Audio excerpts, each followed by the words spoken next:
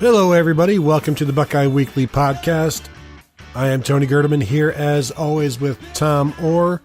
We welcome everyone to the show. And, Tom, I just want to warn people, if you're listening to this on a Wednesday in the Midwest, it's a little warmer today, but don't go crazy. The ground is still frozen.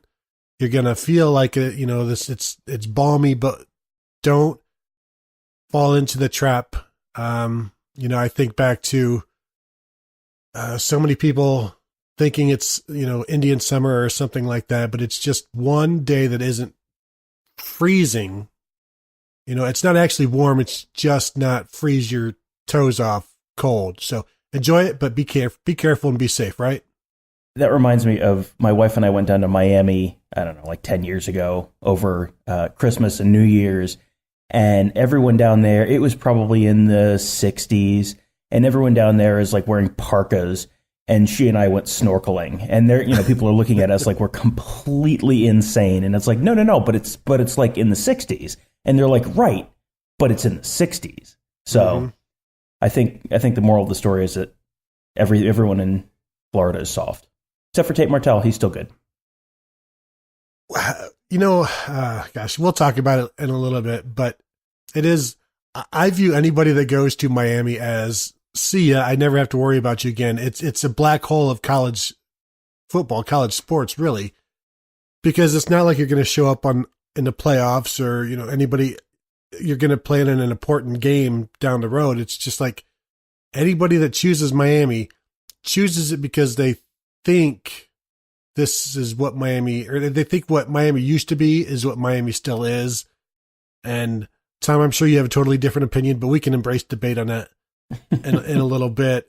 It's not in the rundown, but we should mention Kyle Young, Ohio State sophomore forward, announced on Tuesday. Chris Holtmann announced on Tuesday that he's got a stress fracture in his lower right leg, so he's going to be out for a few weeks. They don't know the definite timetable, but that's not good. That makes the transfer of Micah Potter before the season even worse right now, and so they'll rely on freshman Jaden Ledee and Justin Arns, and then also sophomore Musa Jallow. And all three of those guys are energy guys like Kyle Young, but none of them right now can produce what he was producing. So that's a big hit for the basketball team that is now, 4 losses in a row, and now they've got Purdue coming to Value City Arena on Wednesday, looking to stop a streak that has to stop, I think, on Wednesday if the Buckeyes want to make the tournament. So, Tom, that's a big loss for the Buckeyes, even though, people would say, yeah, it's 7 points, it's 5 rebounds, but, you need every single one of those that he gives you, because we've seen on most nights the Buckeyes are struggling to get it from somebody, and he was a consistent effort guy and would give you stuff that other guys couldn't. Right, and the backup, it's like, oh, well, he was just a backup. But when your starter at that position is in foul trouble all the time, then the backup's pretty important. You got to have Caleb Wesson is in foul trouble every single game. It seems like every single game he's got 4 fouls on him in the middle of the second half. So if he's going to be in foul trouble and the top backup isn't there, it's already bad. Clearly your best scorer, your best offensive option is off the floor. That's not good. If your top backup to that person, your next best option there, is also not available, that's really a problem. I got to think, I know we're getting a little spicy with our takes. I got to think this hurts their chances at a number 1 seed in the tournament this year. Probably, although it's unlikely they would be, they don't have to worry about Michigan getting a number 1 seed. Michigan's probably looking at a 2 right now, maybe. And if they fall at home to Minnesota Tuesday night, which, they're currently they're no longer trailing. Never mind. Disregard this. But I'm sorry. Are you suggesting that a Michigan team might get off to a really hot start, feel really good about their chances at some sort of a major championship, and then blow it at the end of the year? I'm not. I just want to make sure which sport are we talking about? Yeah, exactly. We're talking about all Michigan sports, and this is nothing new. I'm sure they're going to be just fine in the tournament, Michigan, and they'll be right on the cusp, and the shirts will be screen printed and boxed, and then on the way to like Detroit, they end up having to go, way east or way west because there's no longer a need for Michigan National Championship goods and apparel. But, Tom, we're talking about shortages for the basketball team at center. One of the things I wrote about this week was the shortage on the offensive line in terms of scholarship players. Right now, this year, if the Buckeyes don't sign any other offensive linemen, they're looking at, I believe, 11 scholarship linemen. Now, that would be the lowest of the internet era, tied with like 2001, 2007, and 2011. Those were all Jim Tressel teams, when we know Jim Tressel and Jim Bowman valued, I guess, maybe skill players more, defensive guys more than offensive linemen in terms of numbers. They wanted guys who are versatile. And Ohio State, they want that now too. And they did under Urban Meyer. But also under Urban Meyer, they wanted more numbers. And you look at like 2017, they had 16 scholarship linemen. 2016, 17, 16, 17 every other year. Right now, if maybe they sign 2 more if they can, and that'll get the numbers going better. But even back in the Tressel days, they had to rely on walk-on offensive linemen. Even in like 2006, when Tressel could put a first unit on the field against Texas at Texas, and then later in the first quarter or second quarter, throw out the second unit and they go down for a touchdown drive. So they were able to work with those numbers, but they would also employ the walk-ons. And we've seen, Tom, when we see practice, there's always, as throughout practices, there's usually a walk-on or two in the 2 deep just because of injuries or guys aren't playing as well, or, you've got more interior guys on scholarship than exterior guys. And so you've got, Kevin Woidke as a walk-on tackle, and he's usually out there. But the numbers right now are a concern, and they're going to try to address that, obviously, with a couple of guys that we'll talk about. But they're an injury or two away from, being in I don't want to say a bad way. Right now they're okay, Tom, but it's not a situation you like to be in, sort of like the quarterback situation right now. They are right now with 11 guys. It's okay. They have if you can go through and kind of put together a depth chart, which I know we both have done at various points this month, you can get 2 solid lines, a good first team, a good second team, and it's like, yeah, that could work. That could be okay this year. And that's great right up until the first guy turns an ankle during camp, or someone decides they don't want to be the backup and they transfer, or, someone gets their leg rolled up on and blows out a knee. This is stuff that happens. And right now it's okay. It looks okay-ish in January, but you start losing guys throughout the course of the year, and your margin for error right now is extremely thin. I think you and I have probably written, I'm just thinking back now, I think we've probably written about the offensive line and the fact that the depth is an issue in one way or another at least 4 or 5 times already in January. Like, this is, and the reason is, this is a major concern as a potential thing that could be looming down the line that could derail this season. Because offensive line is not a place where you can just sort of throw someone in there and it'll be fine. You're not going to bring in, Harry Miller's coming in this year and he's a 5-star recruit. He's not probably going to just be able to jump in and be fine on the offensive line the way you can plug in a 5-star running back as a true freshman or something like that. That is generally a position that requires a year or so of development before guys are ready to really contribute. Everyone, as I'm saying this, everyone's going, yeah, but what about Michael Jordan?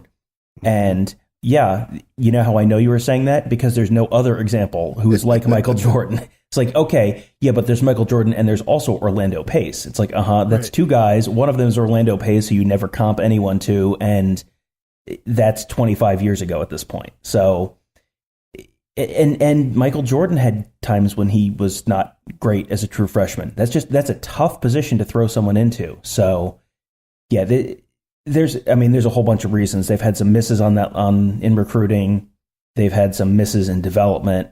And I mean, we can run through those if you want to as to how they got into this position. But yeah, now that they're here, this is like number one, the top priority to get fixed right now. Yeah, and if you want to tell me that the starting five is going to be better than it was in 2018, I will listen to that. I think that's very possible.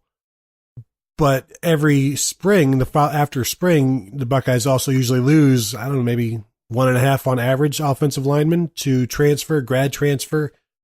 We've seen Evan Lyle and Jack Wollabaugh and Matt Burrell and even more than that. Kevin Fetter, Kyle Trout, Grant Schmidt.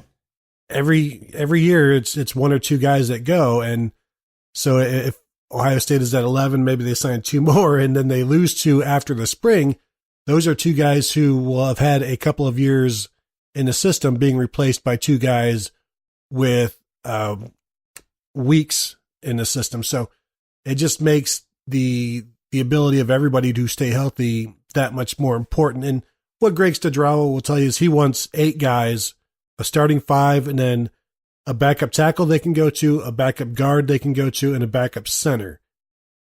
You got a guy like Brandon Bowen who might be in the starting lineup. We both pegged him as the number 1 left guard this season, but he's a guy that can play guard or tackle. And so that gives you some flexibility. You put him in the lineup, and if, say, whoever is at right tackle goes down, then you can slide him over. So there's some flexibility there. But, everybody else is pretty much a guard or a center or a tackle. Now, Harry Miller, Matthew Jones, maybe those guys can be a guard as well. Pretty simply, they could. But there's going to be some moving parts, as there is every year, unless they stay healthy. And it's been done before, but it's not something you ever want to rely on. And that's why when Urban Meyer got to Ohio State, one of the first calls was to Taylor Decker, Kyle Dotson, trying to get those guys to Ohio State, and that helped build their numbers.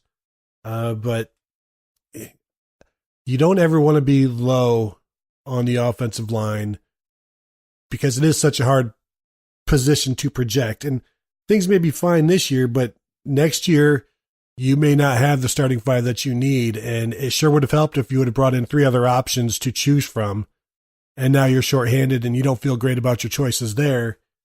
And it's just, it's this constant revolving thing, just like the quarterbacks that we talked about last week, where it's hard to stay ahead of the game. It's easier at offensive line, provided you get the guys in state. And that's something which the Jacob James commit, the 2020 kid from St. Elder, who's a 3-star guy, maybe in the 700s or something like that, 600-700s overall, but has good offers, one of the best kids in the state.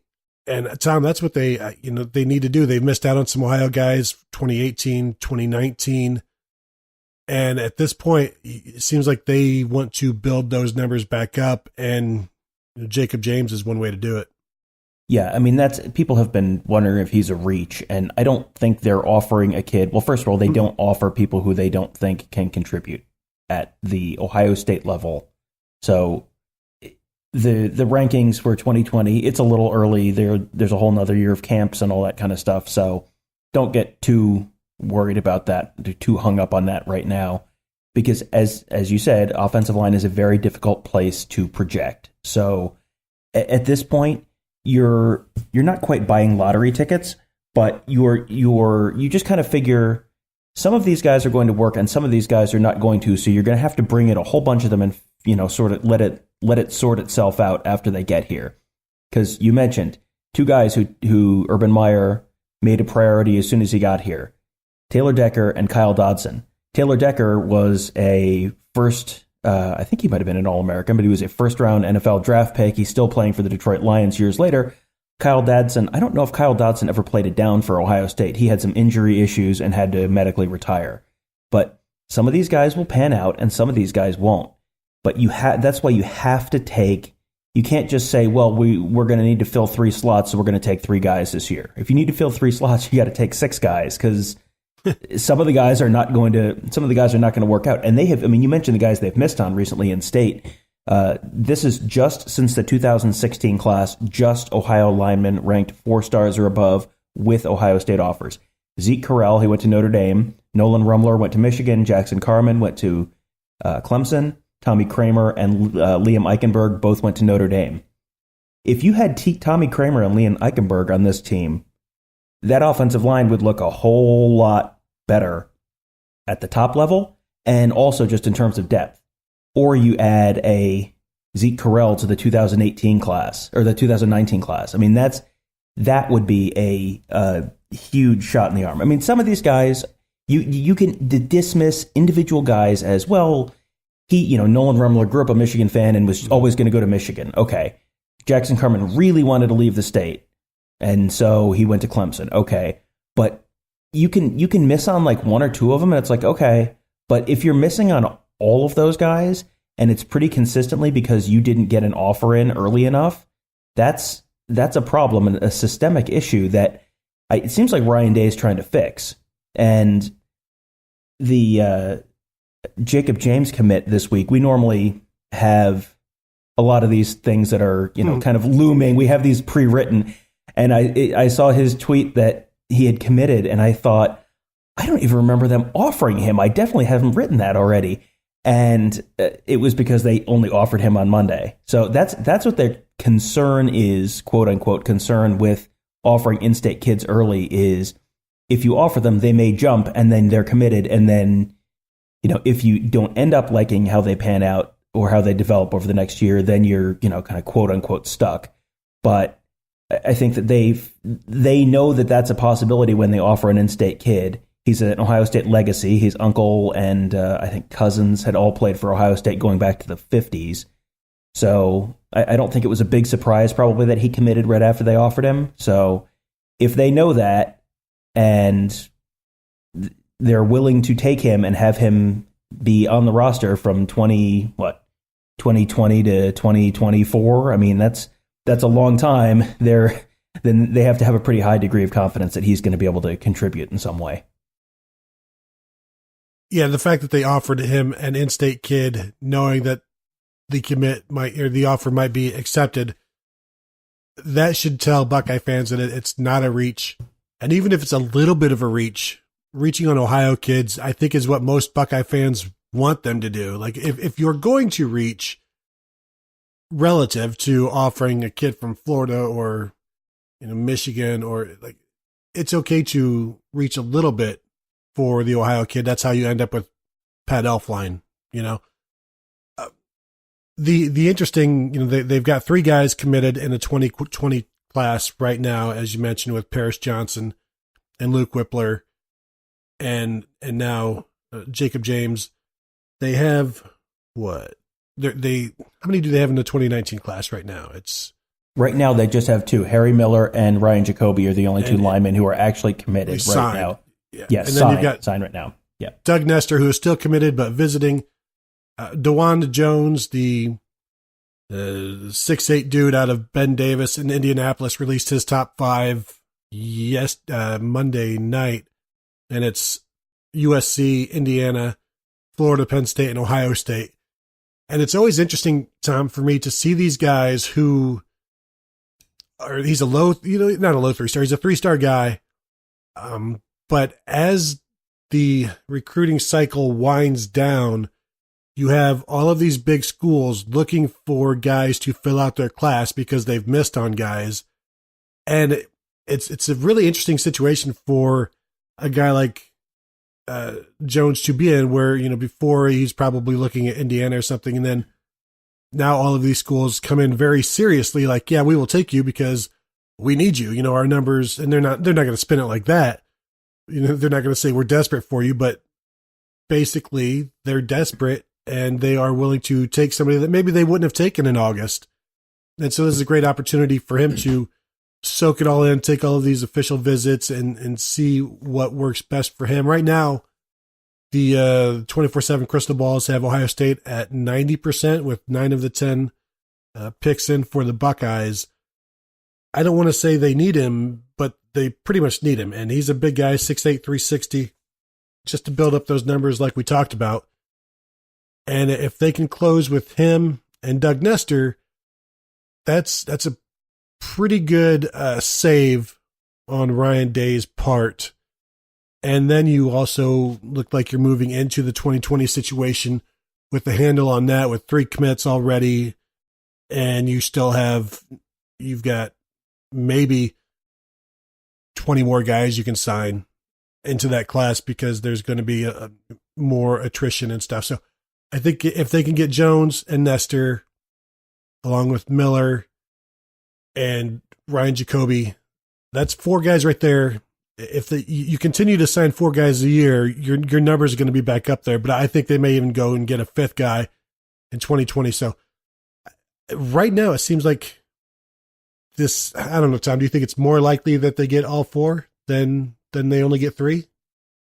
I think that it's probably a little better than 50-50 right now, but I think Ohio State coaches would be feeling a lot better if Doug Nestor was not visiting Penn State next weekend.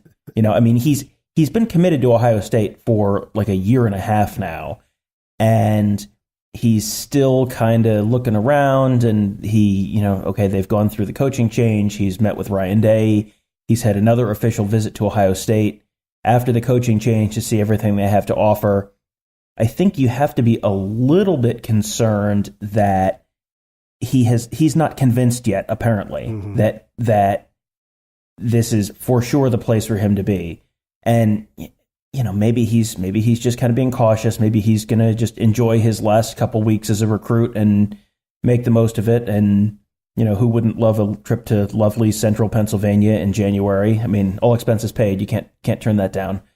So maybe he's just enjoying the process, but I think Ohio State would feel a whole lot better if he was, if he had canceled that. This kind of reminds me a little bit of last year when Ohio State had missed out on Jackson Carman and then had a couple guys kind of looming, and it was Nicholas Petit-Frere and Rasheed Walker, who was down to Ohio State and Penn State and ended up picking Penn State on signing day. And the Buckeyes got Petit-Frere, but they missed out on Rasheed Walker. And at the time, we had talked about the fact that, if you get Petit-Frere, that's fantastic. That would be a great addition. If they somehow get both, that's a grand slam. If they can somehow get DeJuan Jones and Doug Nestor, that would be huge, huge, huge. And they have the guy from Hawaii coming into. He's coming in for an official visit. I think it's this weekend. And I have his name somewhere on my notes, and of course they're not in front of me right now. I think we have a question on him later, so I promise we'll actually say his name this week. Is it Enoch Ipuku or something like that? It's something like that, yes. The last name is a complete guess. I think the first name is Enoch. Enoch it sounds right for the first name. If they somehow get Enoch Vimahi, Vimahi, Enoch Vimahi. So if they get 2 of those guys, that's fantastic. If they somehow pull a rabbit out of their hat and end up with all 3, that would be a monumental win and really, really go a long way towards calming some of the concerns about where they stand long term. Because, I mean, there's this year, and this year you're thin. And then after this year, you get a whole bunch of guys who could turn pro after this year. Not that there's a guarantee that they will, but there are guys that could. And you're going to lose Brandon Bowen after this year. You're going to lose Josh Allaby after this year. You could lose Thayer Munford after this year.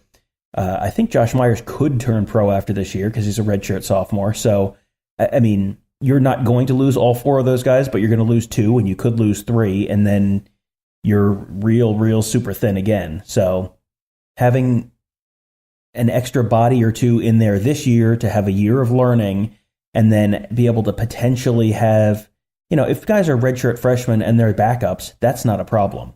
If you're trying to have true freshmen get thrown in there in 2020 because you've missed this year and you have to just pull a bunch of guys in 2020 and you have a bunch of true freshmen on your depth chart as backup offensive linemen, that's a little bit of a concern, I think. So if you can bank a couple of these guys this year, that I think would be a huge, huge, huge win for them. And Vimahi commits in 2 weeks.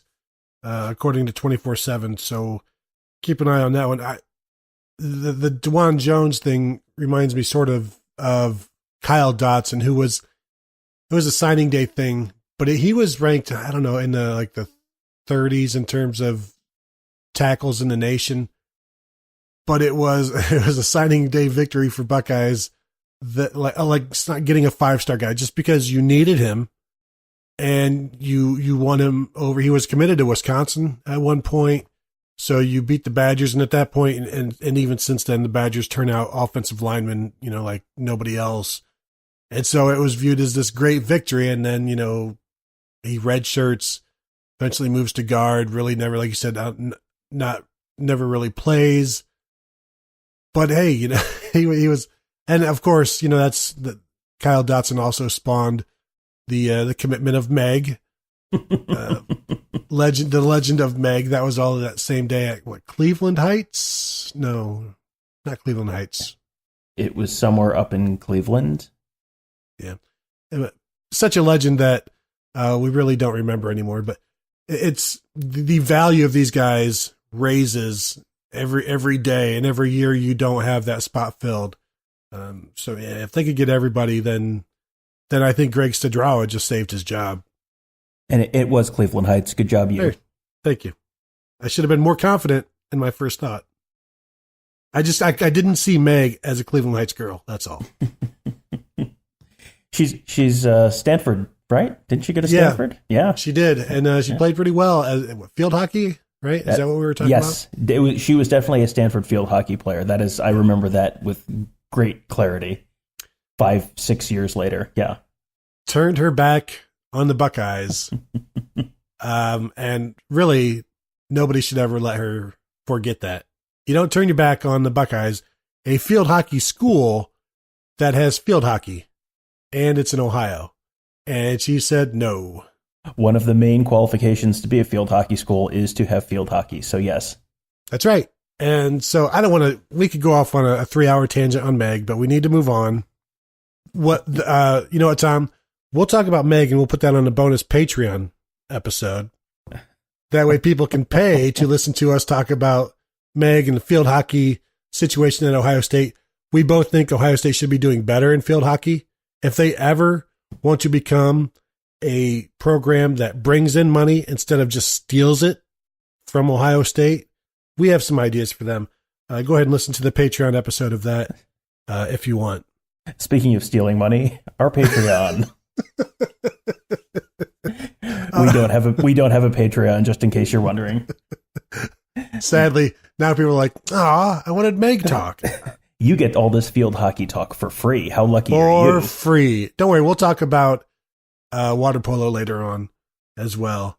RIP the horses who are practicing outside right now. Tom, I was thinking today as I was outside walking the dog, Michigan State has that pool that is open all year round outdoors. And I'm just imagining like those poor horses that were practicing in there who are like frozen solid and dead right now, like giant Monopoly pieces trying to reach out of the water, and just, you don't need to be practicing water polo outside. The horses don't deserve that. It takes them forever to get warmed up once you bring them back in. And, if they don't die of drowning, they die of hypothermia.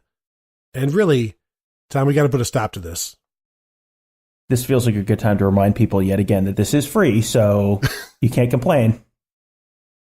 But getting back to football, I was told that we should probably expect a larger number than usual when it comes to transfers this year. You've got the head coaching change, which always brings that about.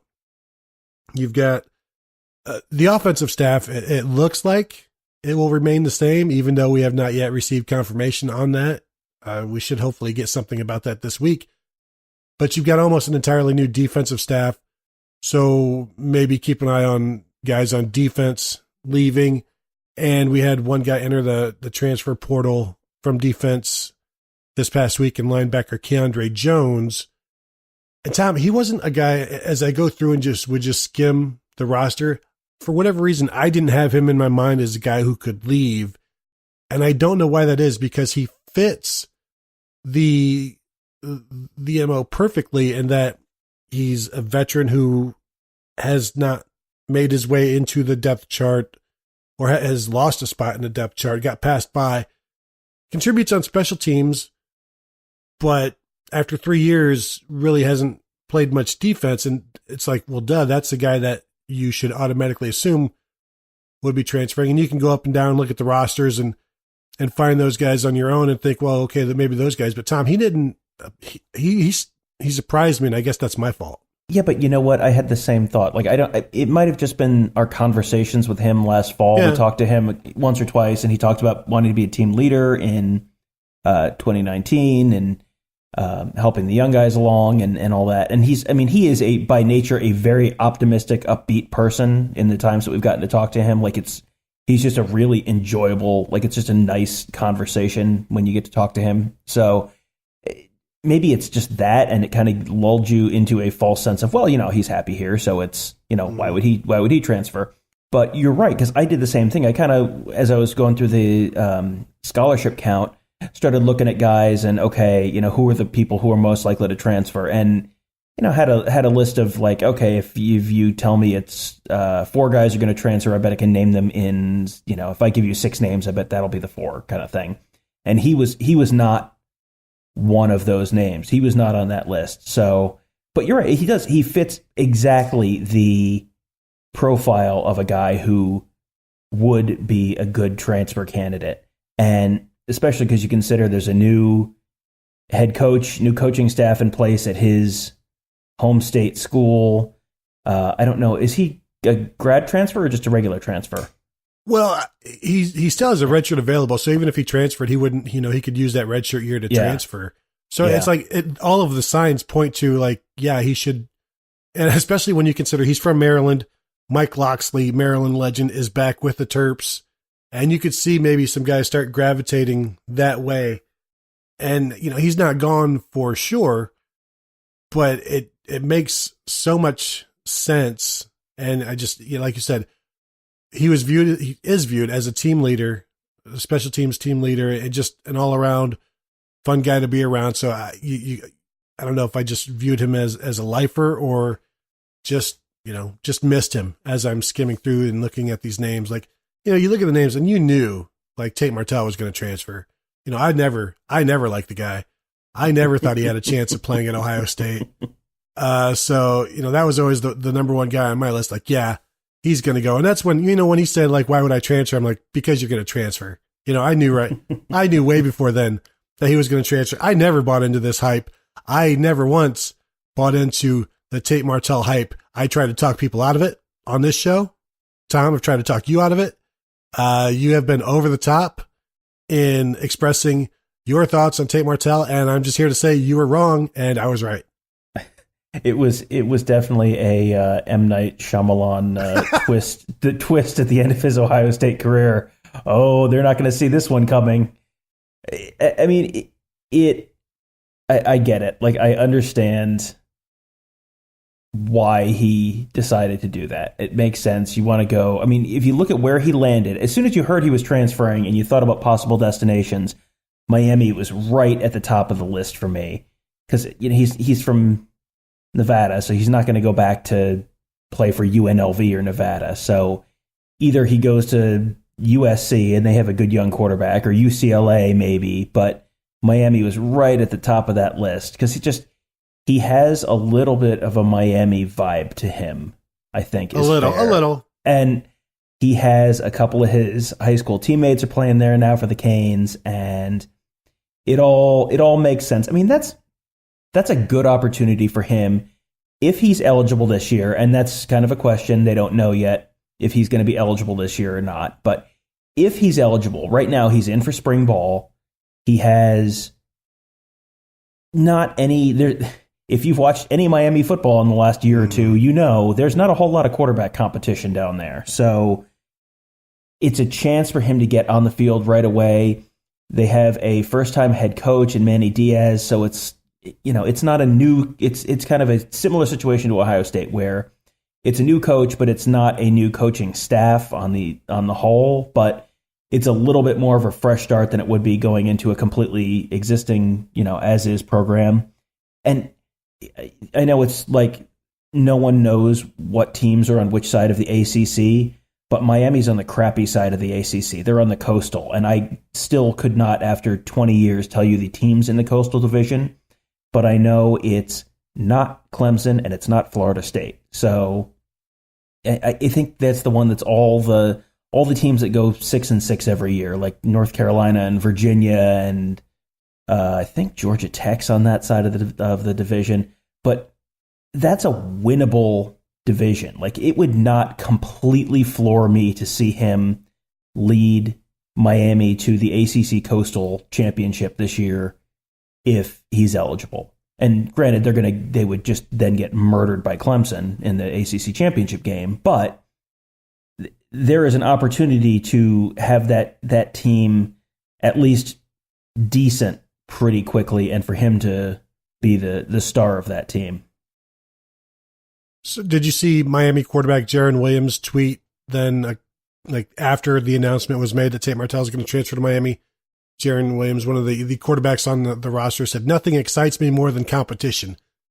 So I'm wondering, does he transfer then by tomorrow? It's like, Jaron Williams, I'm out of here. You know, based on the history that we have with this whole situation of tweeting and confidence, and don't swing and miss twice, Jaron. But, you know, we definitely wish Tate well. He's been a part of the show since before the show. You know, he's probably the reason for the show. All right. He kept us going at times when we didn't know if we could. I mean, who wants to keep talking about Dwayne freaking Haskins or JT Barrett? Who? Boring. Exactly. And so, yeah, good luck to Tate Martell. I'm sure he'll do just fine at Miami, where they have a new head coach and a new, direction, but still living in the past. As we've talked about before, it's very similar to another university, another U of M that lives in the past, but we don't have time for that. So good luck to Tate Martell. Unless, Tom, do we have time for it? I don't know. I don't have time for you slandering the University of Memphis, sir. That is not how we do things around this podcast. No, and we still owe the University of Memphis a drive-by, a game. Have we told that story in the podcast? I don't think we should because of time today, but I don't know if we have. Let us know in the comments, or tell us if we have told the Independence Bowl story in the podcast. If not, we can tell that next week. Yeah, also let us know if we have time. So Tate Martell is not the only departure. Brian Snead, running back, is also gone. Where he ends up, who knows? It was interesting that he didn't appear on the Ohio State roster. Ohio State said, yeah, he's no longer on the team. Brian Snead's wording was something to the effect of, I have to move on. Like, basically, like, I'm not allowed to play here anymore is how it sounded. And so he moves on, and it puts the Ohio State running back situation. I don't think it's, there's no concerns per se, but you've got J.K. Dobbins, who you don't need him regressing as much as he did. You don't want to continue this line of 6.8 yards per carry in 2017, 4.6 in 2018, and, like 2.9 next year. That's not going to be good. I don't expect that to happen. But you'd like to see him get back to his 2017 form. And then you've got some semblance of DeMario McCall, Master Teague, Marcus Crowley, and Steele Chambers. And you've written about that as well. And that's a lot of options. There's also going to be some running from either Justin Fields or Matthew Baldwin. So that will take some of the carries away as well. So I don't think, even though some people will tell you, or would have told you, or maybe have told you, that Brian Snead is the best running back on the roster, we never really saw that. He only played in, 2 games last year, and didn't ever have an opportunity to show how good he was. And so really, I guess you can't miss what you never had. And Ohio State will move on. And I'm not really worried about the running back situation for 2019, Tom. No, I don't think that that's anywhere near the top of the list of concerns. You would love to have a little more returning depth there because, I mean, right now it's J.K. Dobbins and Master Teague are the only guys who have had a college carry. And I don't think you mentioned Demario McCall when you were running through the running backs, and he's probably going to get some carries. I don't know if how much he'll line up at running back versus at H, but he's another veteran guy who will help kind of eat up some of those carries. But that's not as much of a concern. I mean, the offensive line is still the big, glaring, flashing red light concern for this year and beyond. Running back, the old running back adage is you want a pair and a spare, and I think they probably are going to have that, at least with J.K. Dobbins, with Master Teague, and then some combination of Demario McCall, Steel Chambers, and Marcus Crowley. Between those guys, you're going to have three good, solid running backs that you can rely on to get done what you need to get done on the ground. And really, a lot of J.K. Dobbins is going to depend on the offensive line. I mean, he regressed a little bit this year, but nobody was running the ball particularly well for Ohio State this year. So it wasn't like it was just a J.K. Dobbins regression. I think it was just a running game regression, and you've got some turnover on that offensive line. And like you said earlier, that first team line could be, even with all the other concerns, that first team line could be better this year. I also think going to some more of the zone read where the quarterback is an option to make you pay for not respecting him, I think that helps J.K. Dobbins as well and will help the rest of the running backs. People are asking about potential transfer quarterbacks to Ohio State, and I should have talked about this while we were talking about Tate, but there's not a lot of guys out there, and we've mentioned this in the past, where guys don't want to come in and sit and be Chris Chugginoff. So you look at and I sent you a link to the graduate transfers, and really there's nobody that fits what you're looking for. You're talking about guys there's some guys who are low 1A, Division 1A, looking to go to Division 2, and it's not the shopping list that you would hope it would be. And as we said, I think we said last week, whoever ends up here, and somebody will end up here because they need somebody. They need a fourth, probably still on a team right now and not looking to transfer, or looking to transfer but waiting to see how spring goes. And really, there's just nothing great out there right now. No, if you go through the list of grad transfers, and maybe, I don't know, I feel like I should write about this at some point this week because it's kind of interesting, but if you actually go through the list of players who are available as grad transfers or projected to be available as grad transfers right now, there's one or maybe two names you would know if you are actually a real serious college football fan. The one that everyone's going to know is Shane Buechele, who's the quarterback from Texas, who is not transferring to come be a backup. He's going to go be someone's starter somewhere in the ACC or SEC or something. He's not transferring somewhere to go sit on the bench behind Justin Fields and Matthew Baldwin. The other guy who you might know is DeAndre Johnson, who started his career at Florida State.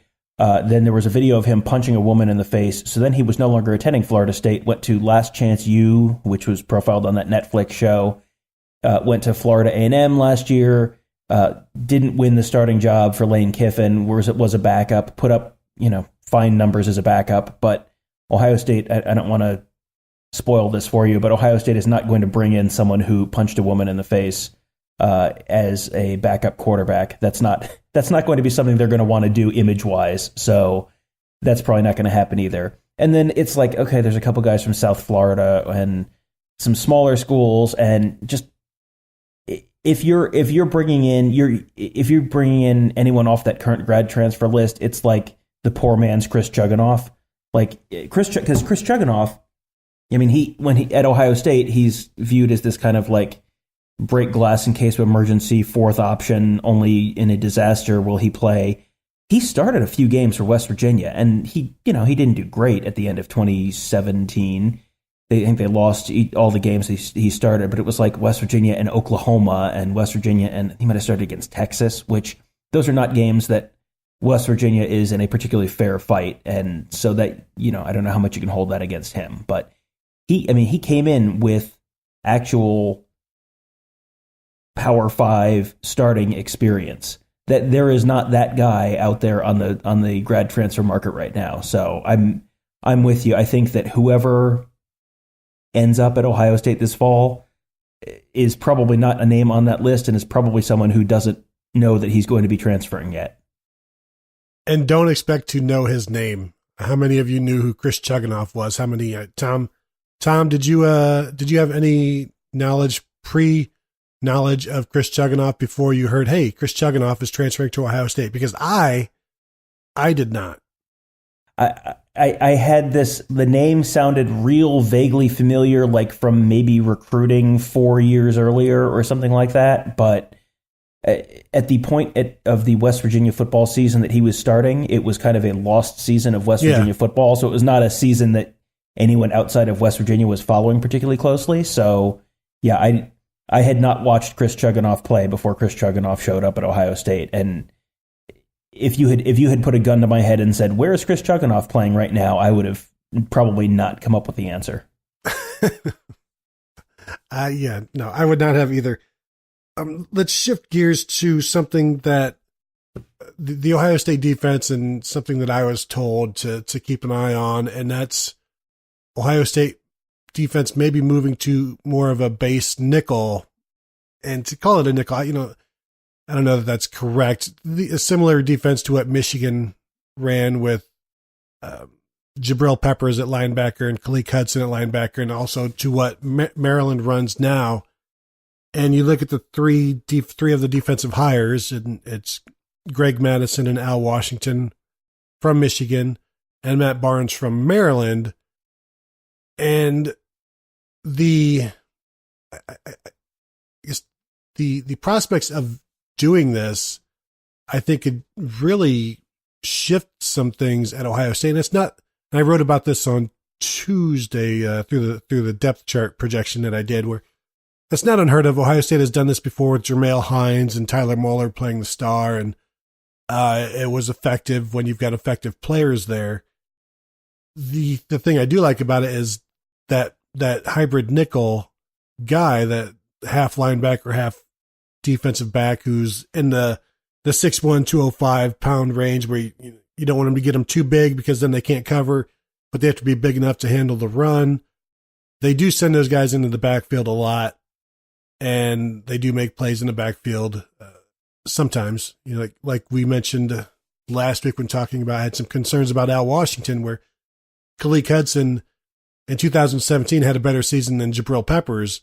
This past year, though, however, he was he wasn't nearly as productive in the backfield, and maybe opposing offenses took him away.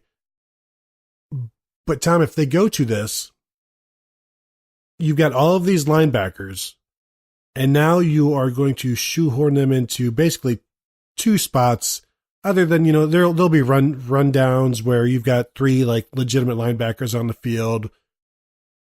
But for the most part, if they go to this, you're talking about a middle linebacker, a will linebacker, and then this hybrid guy. Who are they choosing from? And the first guy for me that pops into my mind is Brendan White, which if then you do that, now you've got a situation at safety where do you move Jordan Fuller to Brendan White's old safety spot and then keep Sean Wade at free safety? Now you've got to find another corner to be that third corner, possibly be the nickel. There's just going to be a lot of moving parts. I'll be interested to talk to Ryan Day to see what he's saying about this, but I don't know, Tom, what are your thoughts on a 4-2-5 for Ohio State? You like it? You like just the number of dominoes that would then come into effect? I mean, there's a lot to digest there. Yeah, it's an interesting idea, and it's, just in a vacuum, it's like, yeah, that's fine. If you want to do that, that's fine. You want to get more speed on the field, okay, sure.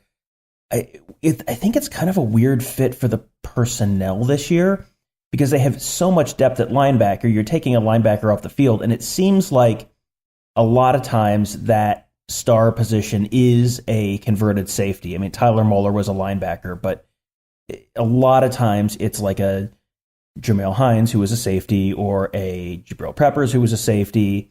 And you're pulling from a position where you don't have a ton of depth right now, and you're removing linebackers where you have an absolute crapload of depth right now, and you're potentially removing a linebacker off the field. It seems like kind of an odd fit personnel wise. And I mean, when you sent me the rundown, you said who's if so, who's the hybrid linebacker safety, and the first name I wrote down, just like you, was Brendan White. That's the guy who just jumps out. He's a sure tackler, good speed. He is probably faster than most of the linebackers on that team, so he would, I think, be a good fit there. But then you're opening up the safety position, the can of worms at the safety position again, where if you just keep it as is, I think they would feel pretty confident with Jordan Fuller and Brendan White back there. Maybe they're happy enough with Josh Proctor, or they're confident enough that Sean Wade can do it that they'll roll with those guys. But it seems like you're making things potentially more difficult for yourself this year than they have to be.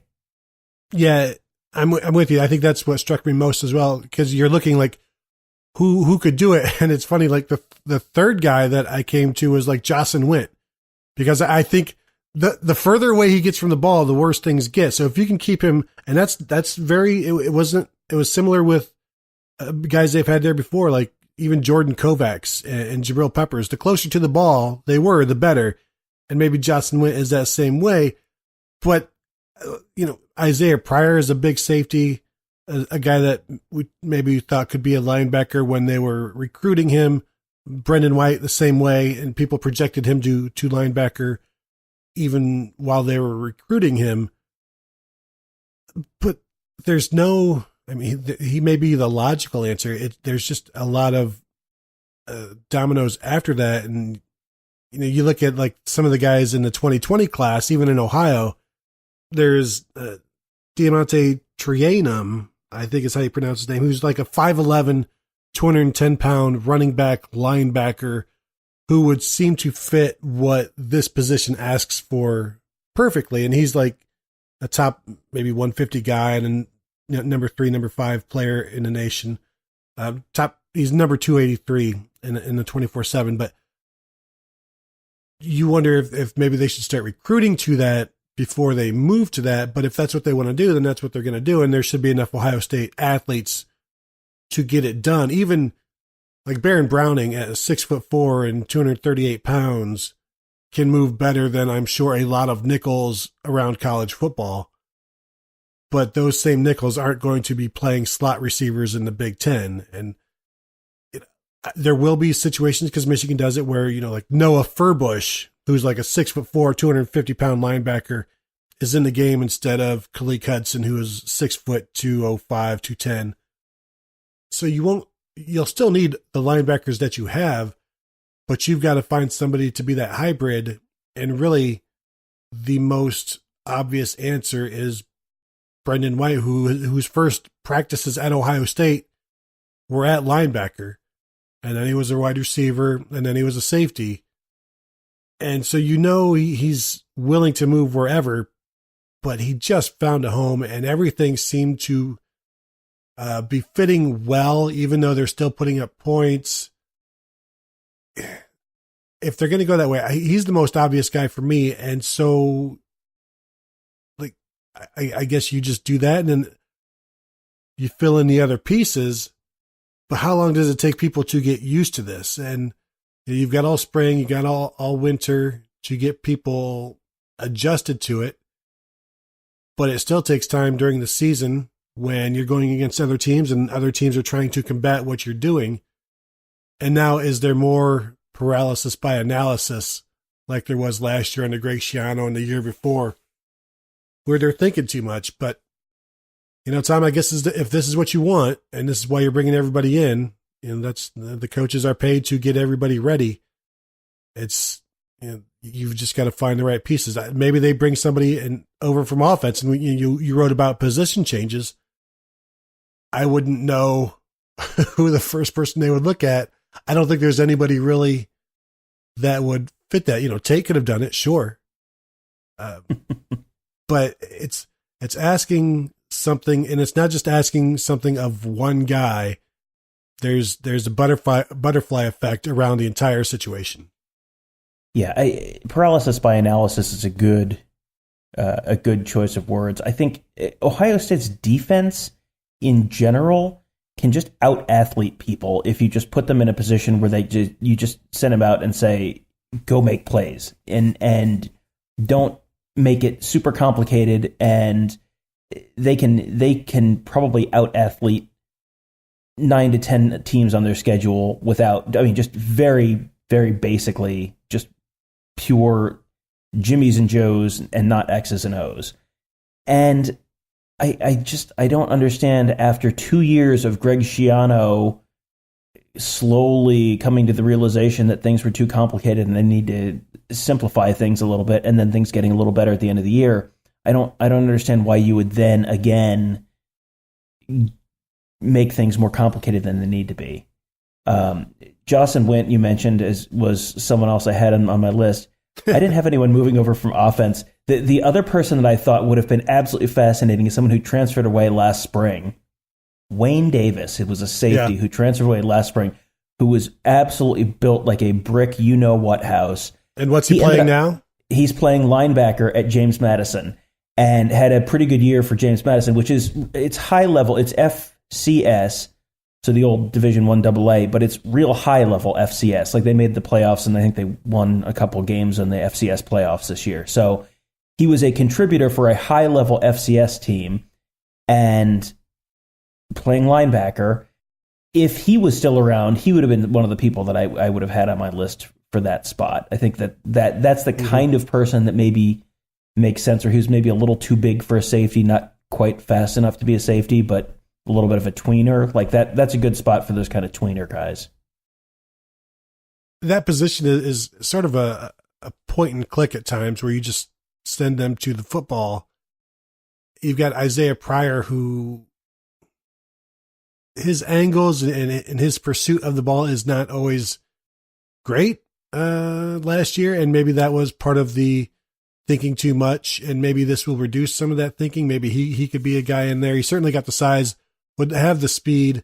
I don't know that he wants to do that. He sees himself as a guy who can cover slots and also play deep.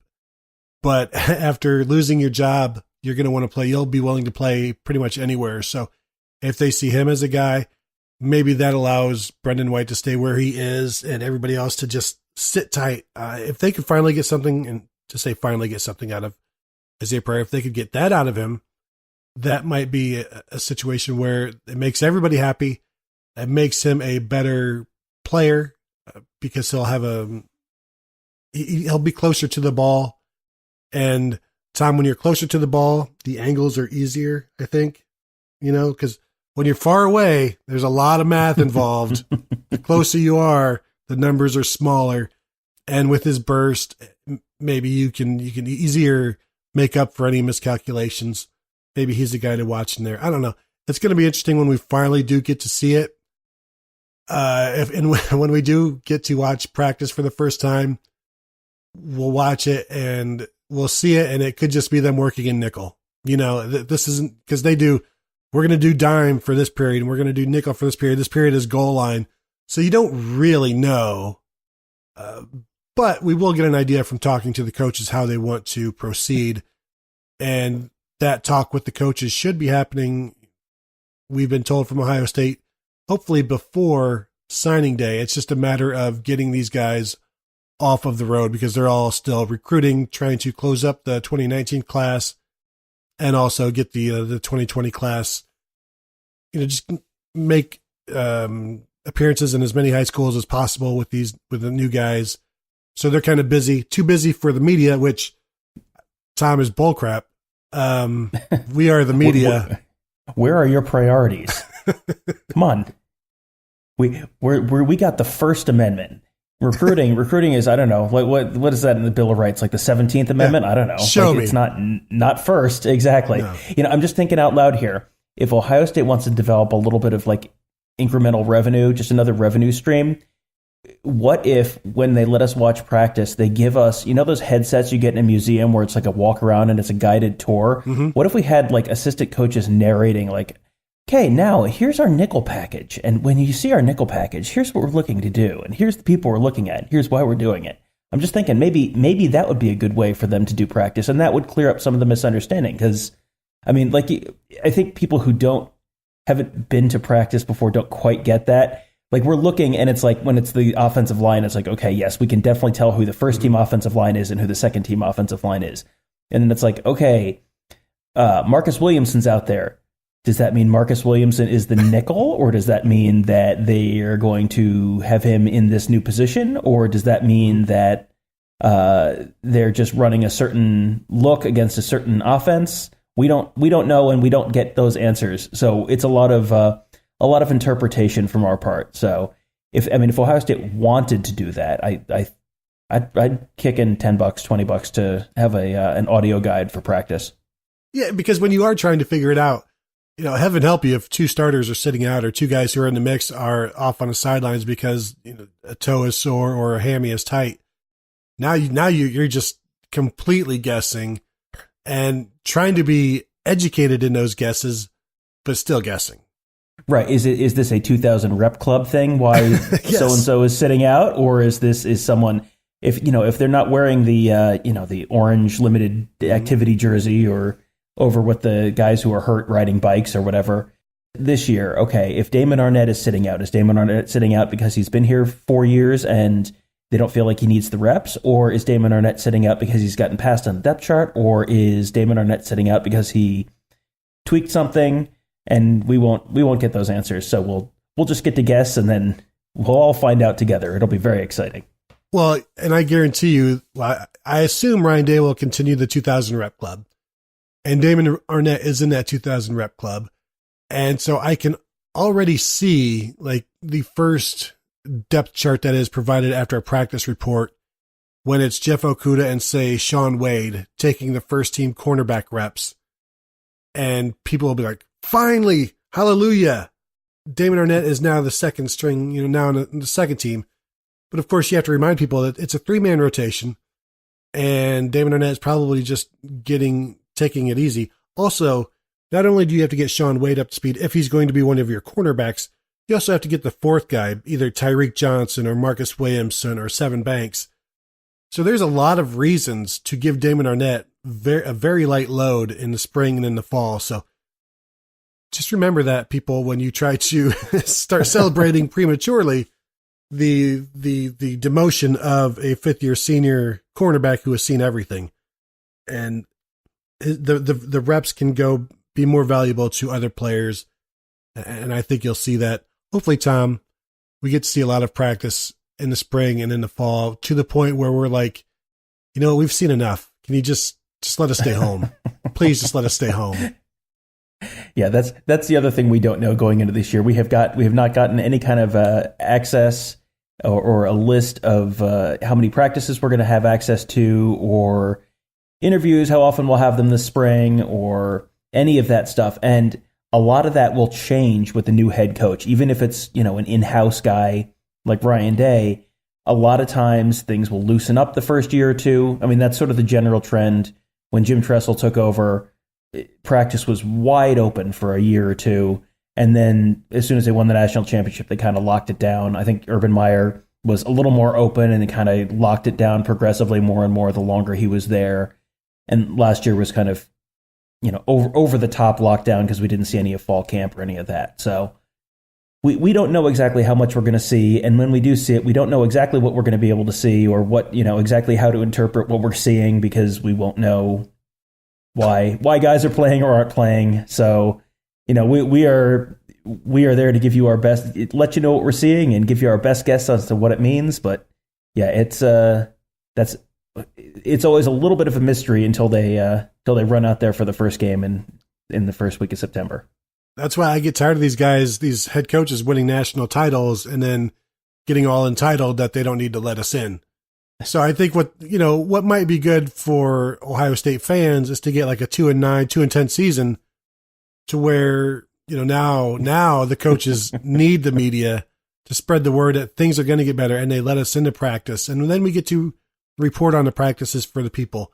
And sure, we may be reporting about a 4-8 team, but darn it, you're going to find out who the third string strong side linebacker is, and you're going to appreciate it. It's going to be much better than celebrating another national championship, because it gets boring after a while. Just ask all of these crazy Alabama fans who are completely miserable right now. Am I wrong? I have said for years, you know what would really improve things around the Ohio State football program? A 2-10 season. I've said that for years. I know you've heard me, so I know you can back me up on that. So I know that, you know what would really relax everyone around the Woody Hayes? A nice 2-10 season. Really loosen everyone up. Get everyone in the mood to meet with the media. That's what it'll take. So nothing cleanses the soul like a 2-10 season. I believe that's what Woody Hayes said. Let's get to listener questions. Let's do that. All right, first one from @BuckeyeTie23. Is the transfer situation alarming or something we should consider as quote-unquote expected given coaching change? Does this impact last-minute 2019 recruiting? Tom, I like transfers in college football because I see college football as a 12-month sport broken up into different aspects of it. You've got recruiting, you've got spring football, you've got the summer period where I guess it's maybe the anticipation season. Then you've got the season, then you've got recruiting, then we've got a hot stove league. So I like it. I think that, like I said before, there will be more transfers. That's from some people who have spoken to people inside the program, where there are some unknowns, but there are also some knowns, and it's the knowns that generally get you to leave, because now you know where you stand. You're a fourth-year player behind a second-year player. That math is kind of easy. But, I don't really like, does this impact last-minute recruiting? Only if there were any quarterbacks in the class that, that really, that's the most important thing right now is quarterbacks. We know what they're trying to do with offensive line, but with the transfers, does that affect what they do in recruiting? I'd say it would if there are any quarterbacks available, but there aren't. Right. And guys, for the most part, who are transferring are going to be guys who are not near the top of the depth chart, especially if they're transferring now. Those are guys who are pretty sure they're not going to be anywhere near the 2 deep this year. If you're in the 2 deep, you're probably minimally going to stick it out through spring ball. So if you're transferring now, you're probably by and large not going to be someone who's going to materially impact this year's team. And I mean, numbers wise, just to touch base on that real quick, they're at 84 scholarships right now after Tate Martell, after Brian Snead, and before however many of the offensive line recruits and anyone else they might add on National Signing Day. And that number does include Keandre Jones, so you could be at 83 pretty quickly.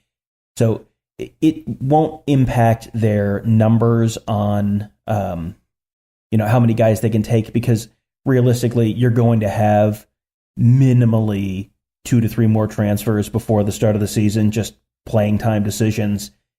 And you could have many more than that. So the numbers won't impact who they're taking on signing day and who they're adding to the class in February. Next one from @Sedovadova. How many preferred walk-ons can a team offer, and what exactly does it mean? I went through and got the official ruling on this. There are 2 numbers that you have to keep in mind with a college football team. One is the 85 scholarship limit, and the other is the 105 total players on the roster limit. And the difference is scholarship guys are on, as the name implies, on scholarship and getting to go to school for free, full ride. And so you have 85 of those guys on scholarship at the start of fall camp. So, like I said, Ohio State right now is at 84. Say they add 2 to 3 of those offensive linemen, they end up at 86, 87. That's okay right now. They just, when fall camp opens on August 6th or whenever it is, they have to be 85 or below at that point. So that's what the 85 number is.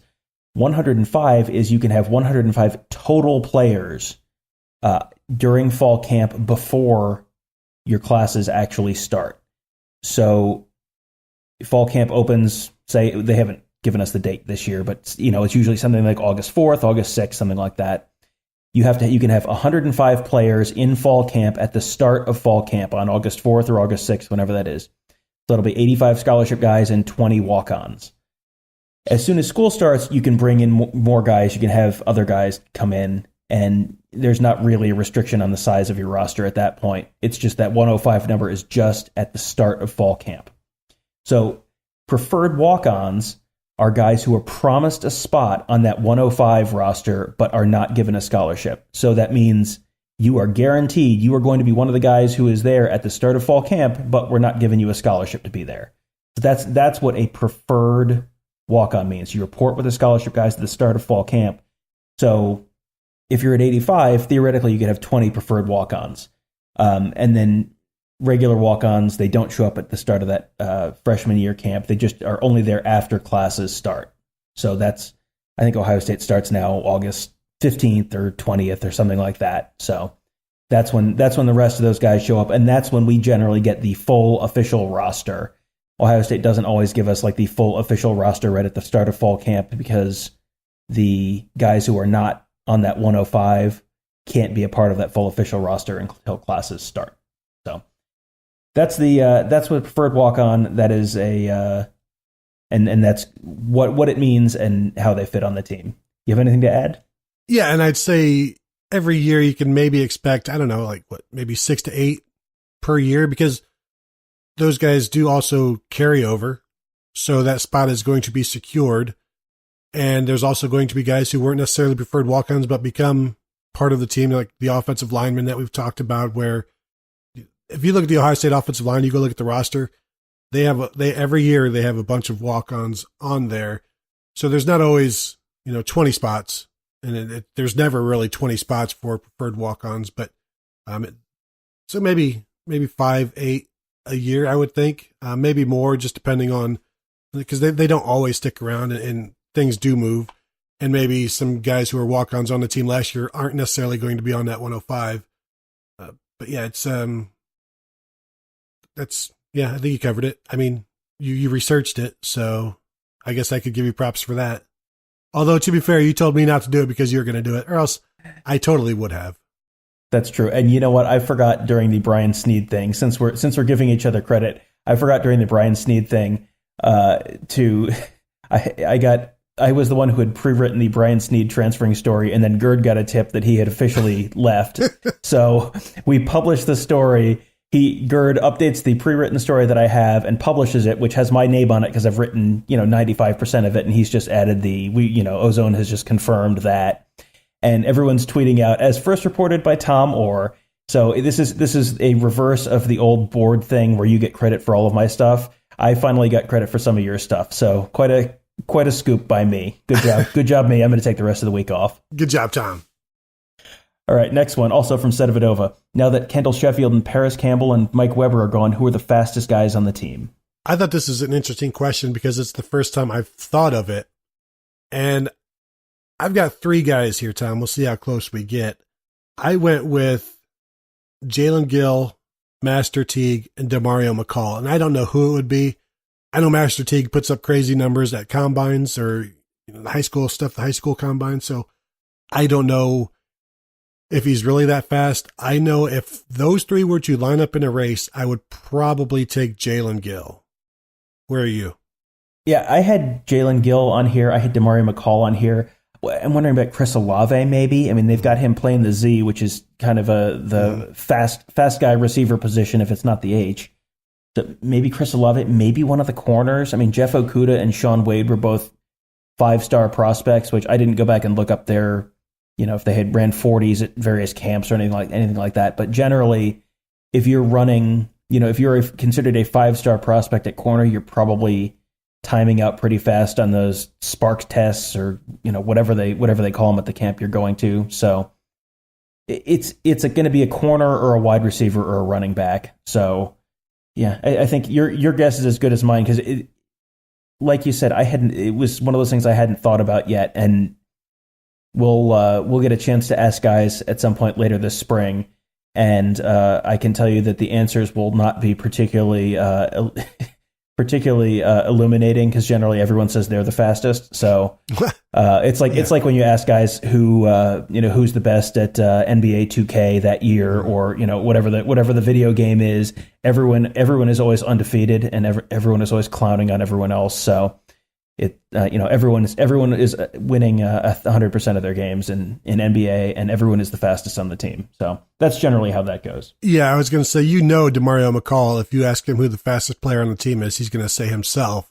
I remember last year asking Paris Campbell, because Kendall Sheffield had run the 60 meter and set the Ohio State record, and I asked him, is Kendall Sheffield the fastest player on the team? Is he faster than you? And you know how seriously Paris Campbell takes this speed stuff, because he if you slight him, he's going to make a T-shirt out of it, like you did with the NFL.com thing or whatever.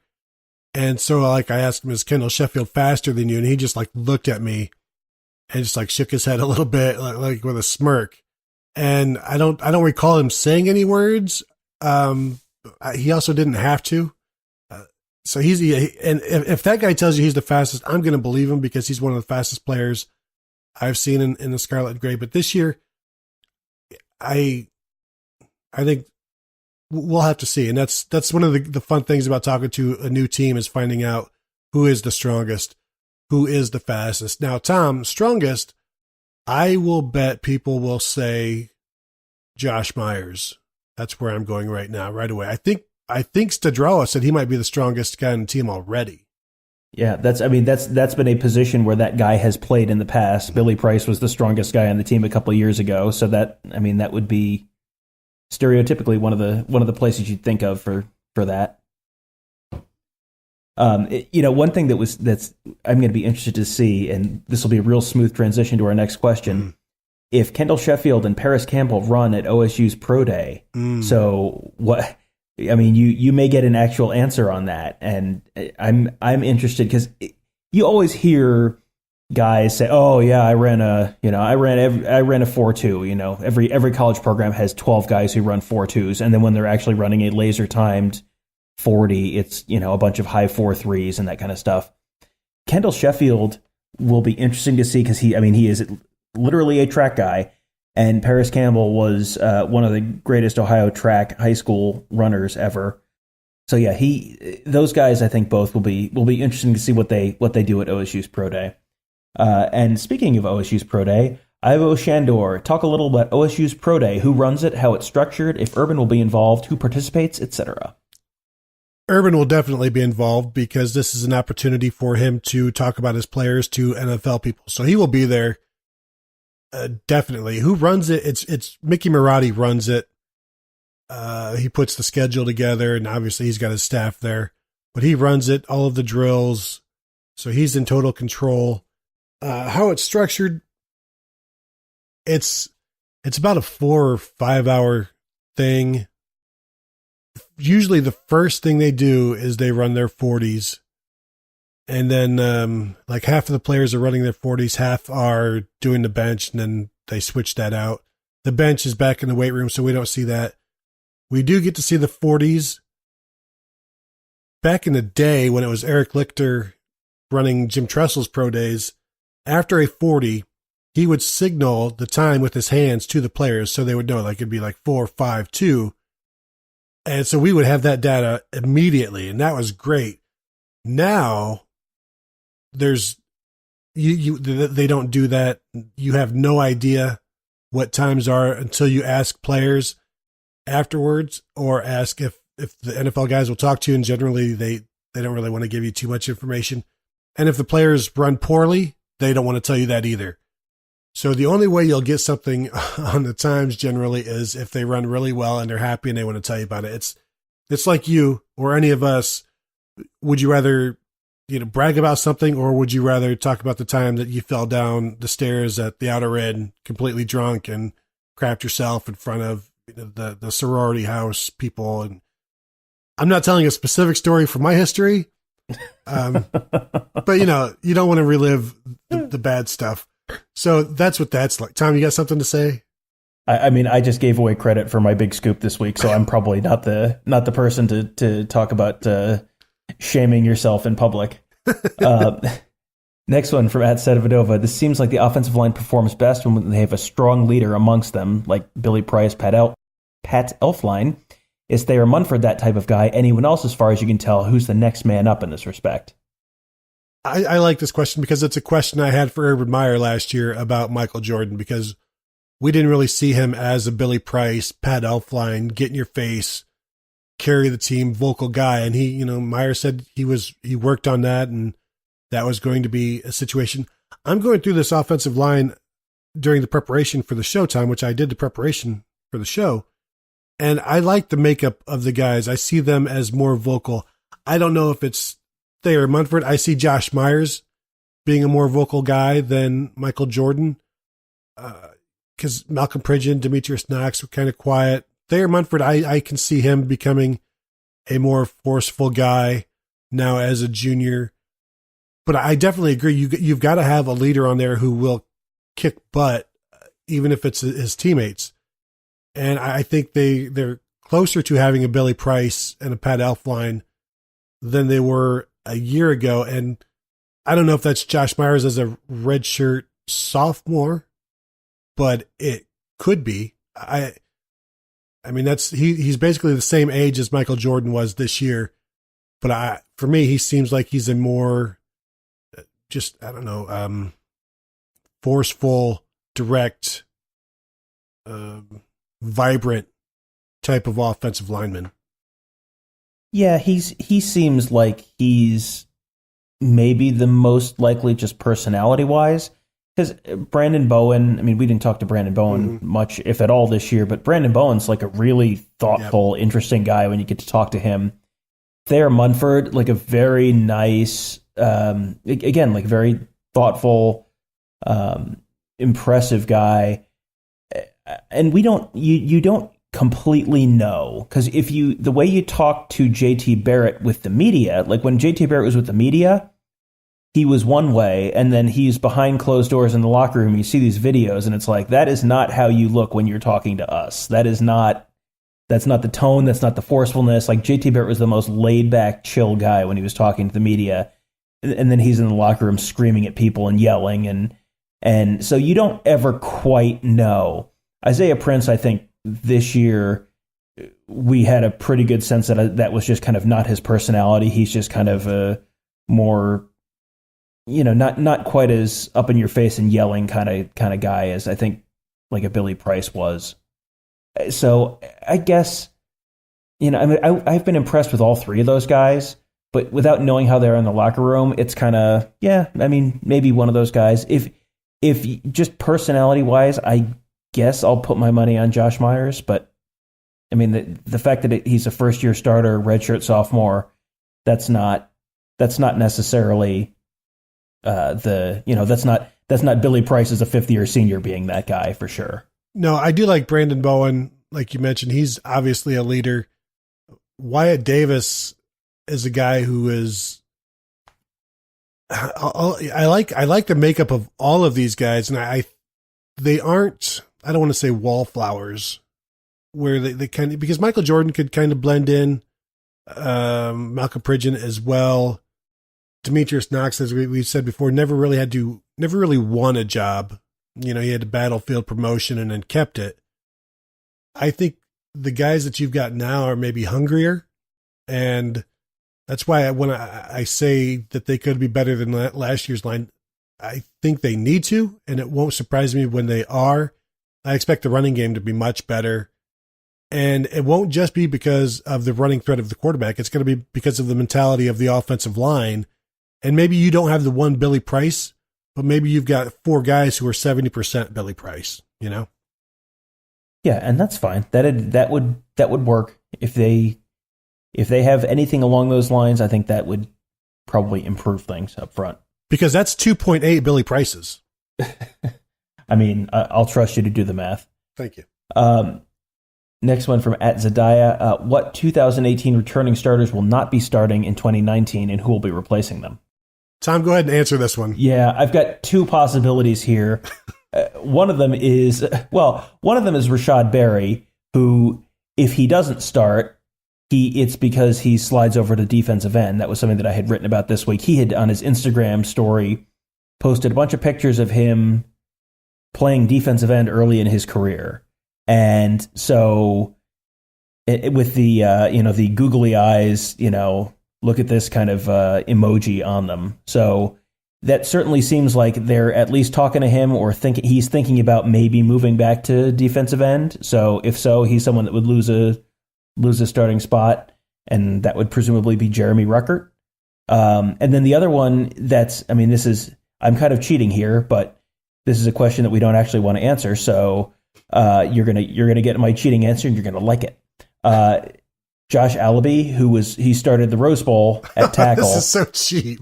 I think he and Nick Petit-Frere are two of the 6 best offensive linemen, and it's a matter of which of them is going to start at right tackle opposite Thayer Munford.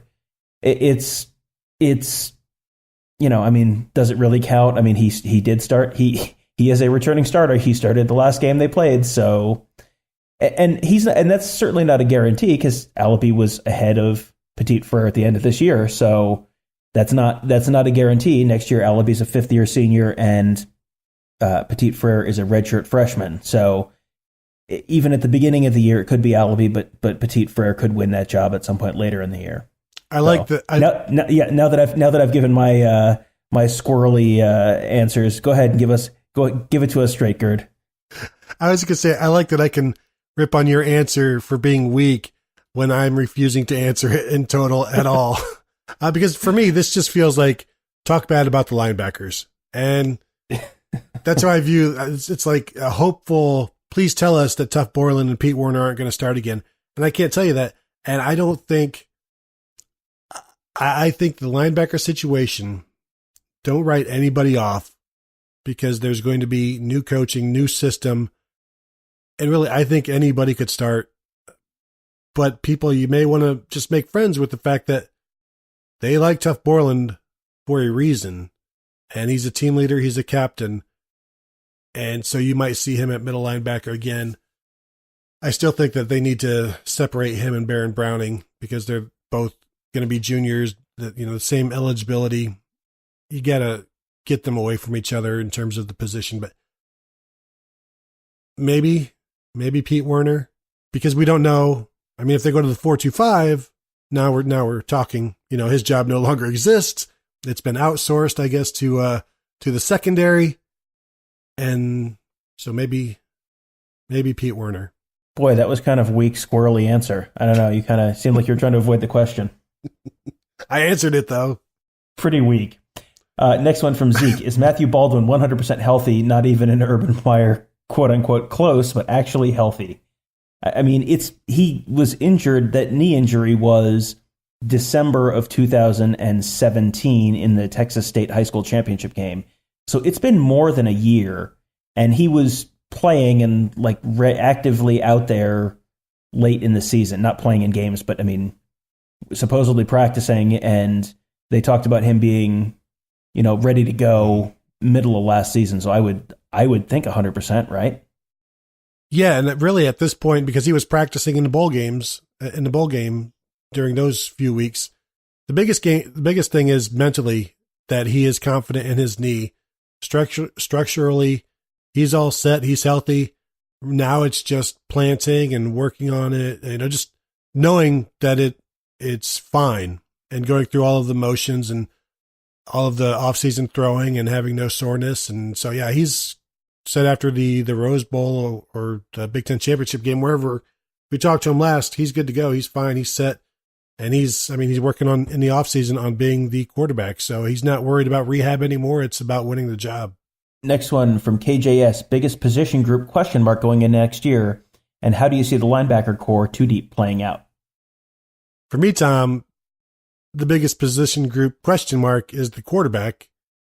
Because even though you've got Matthew Baldwin and you've got Justin Fields, two talented guys, they've never started a game.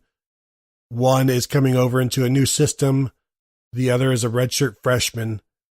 And one of those guys is likely to put up some ridiculous numbers this year, but they haven't done it yet. So for me, that's the biggest question mark because I think there are enough linebackers to figure things out there.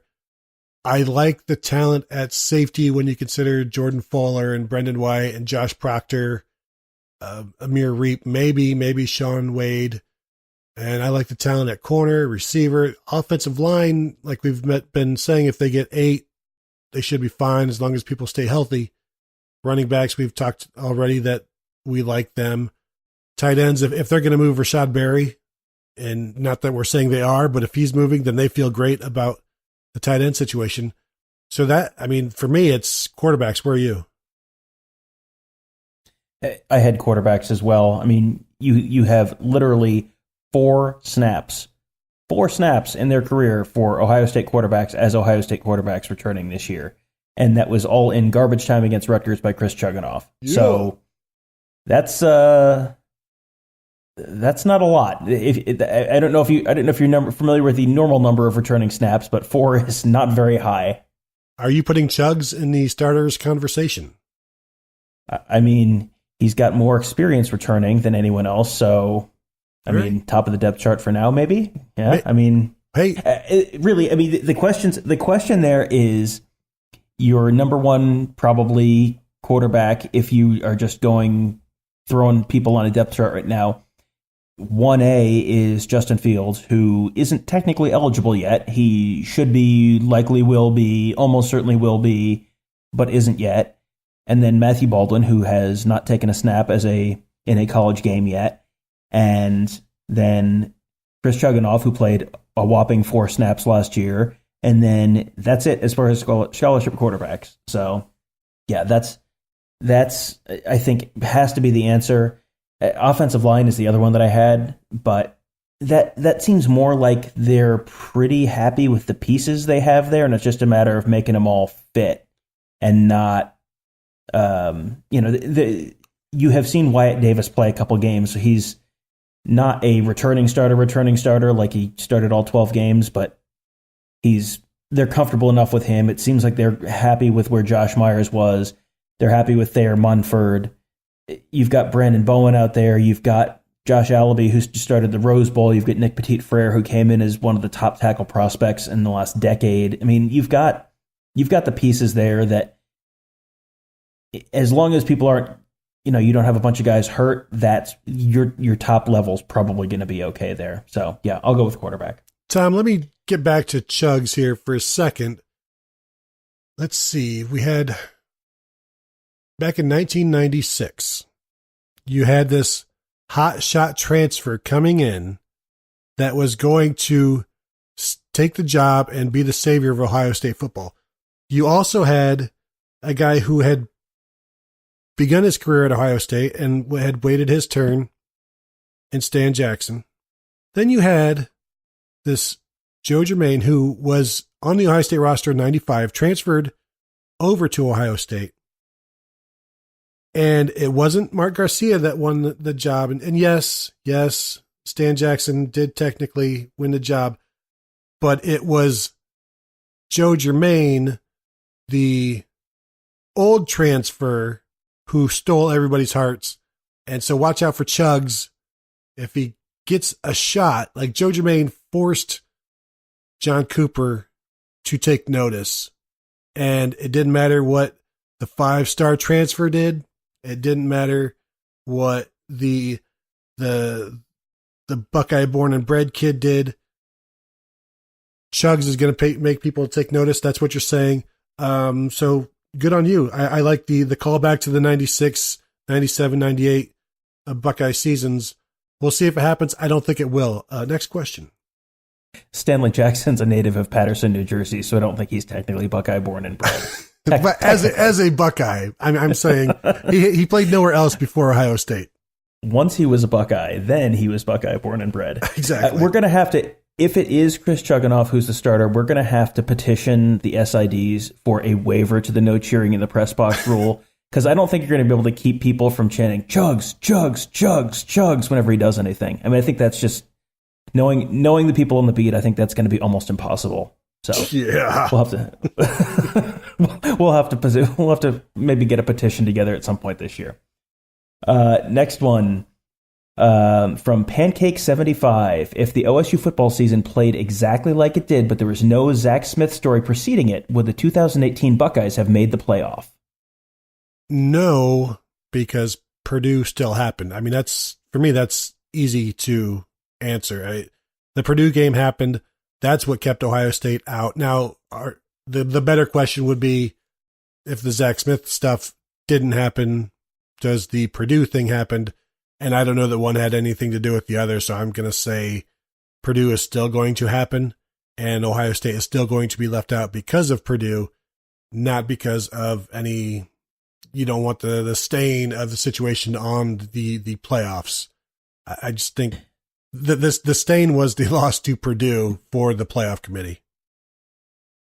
That's right. And I think the only way that you can make that answer change in your mind is if you're saying, okay, if Urban Meyer was around camp during the fall and, all through August, does the defense get addressed sooner?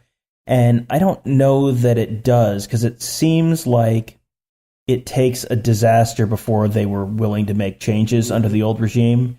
They were not super proactive in cases like that, I think, in the past. So yeah, I don't think I would necessarily expect that to be a substantial difference. The wide receivers wouldn't have been as good, probably, but other than that, the real interesting question, though, is, so I started reading this question. I thought, oh, he's going to ask, would Urban Meyer be back in 2019 if it had played out exactly like it did, but there was no Zach Smith story? And that's I think a maybe even a more interesting question, which maybe deserves its own show at some point. Well, Urban even said that it contributed to him retiring. How much, weight did he put on it? We don't know, but it was definitely a factor. And because this was a question from the message board, and I think one of the responses below it was exactly that. Would Urban still be here?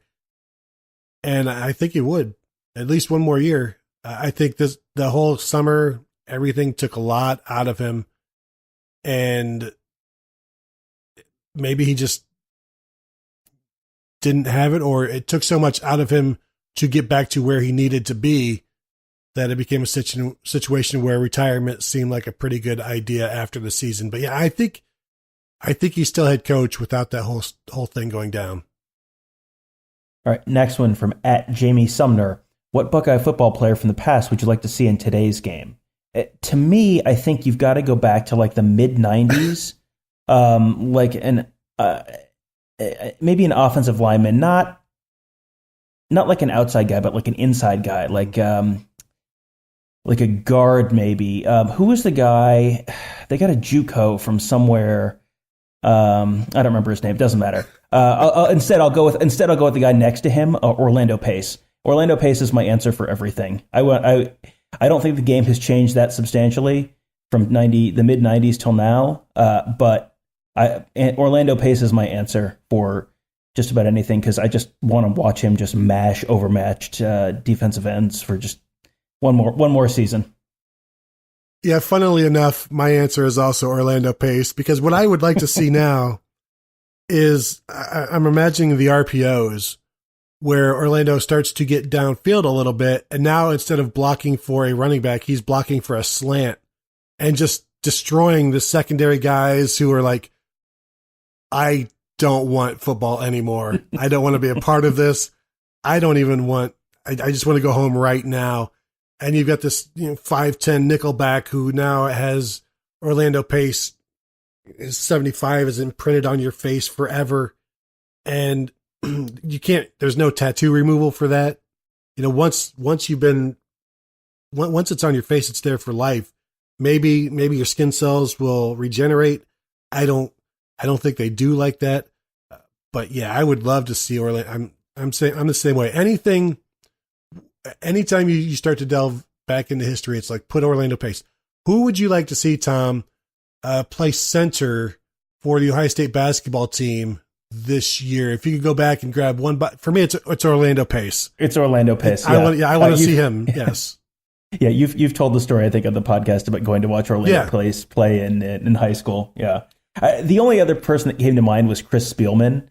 Like I think that's recent enough that he could keep, the game speed hasn't. I mean, it's a faster game now, but I think he would not look completely out of place playing college football today.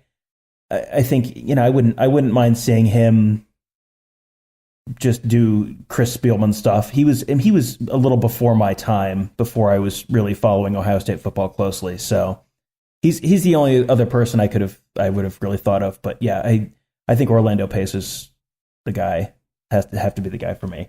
I think the issue with this, I mean, this is obviously a pure thought exercise, but like if you go back too far, you've got, little guys, or I mean, like the offensive line in the 50s is like 200-pound guys. Like I don't want to watch some 200-pound guy on the offensive line for Ohio State now because they're just going to get run over.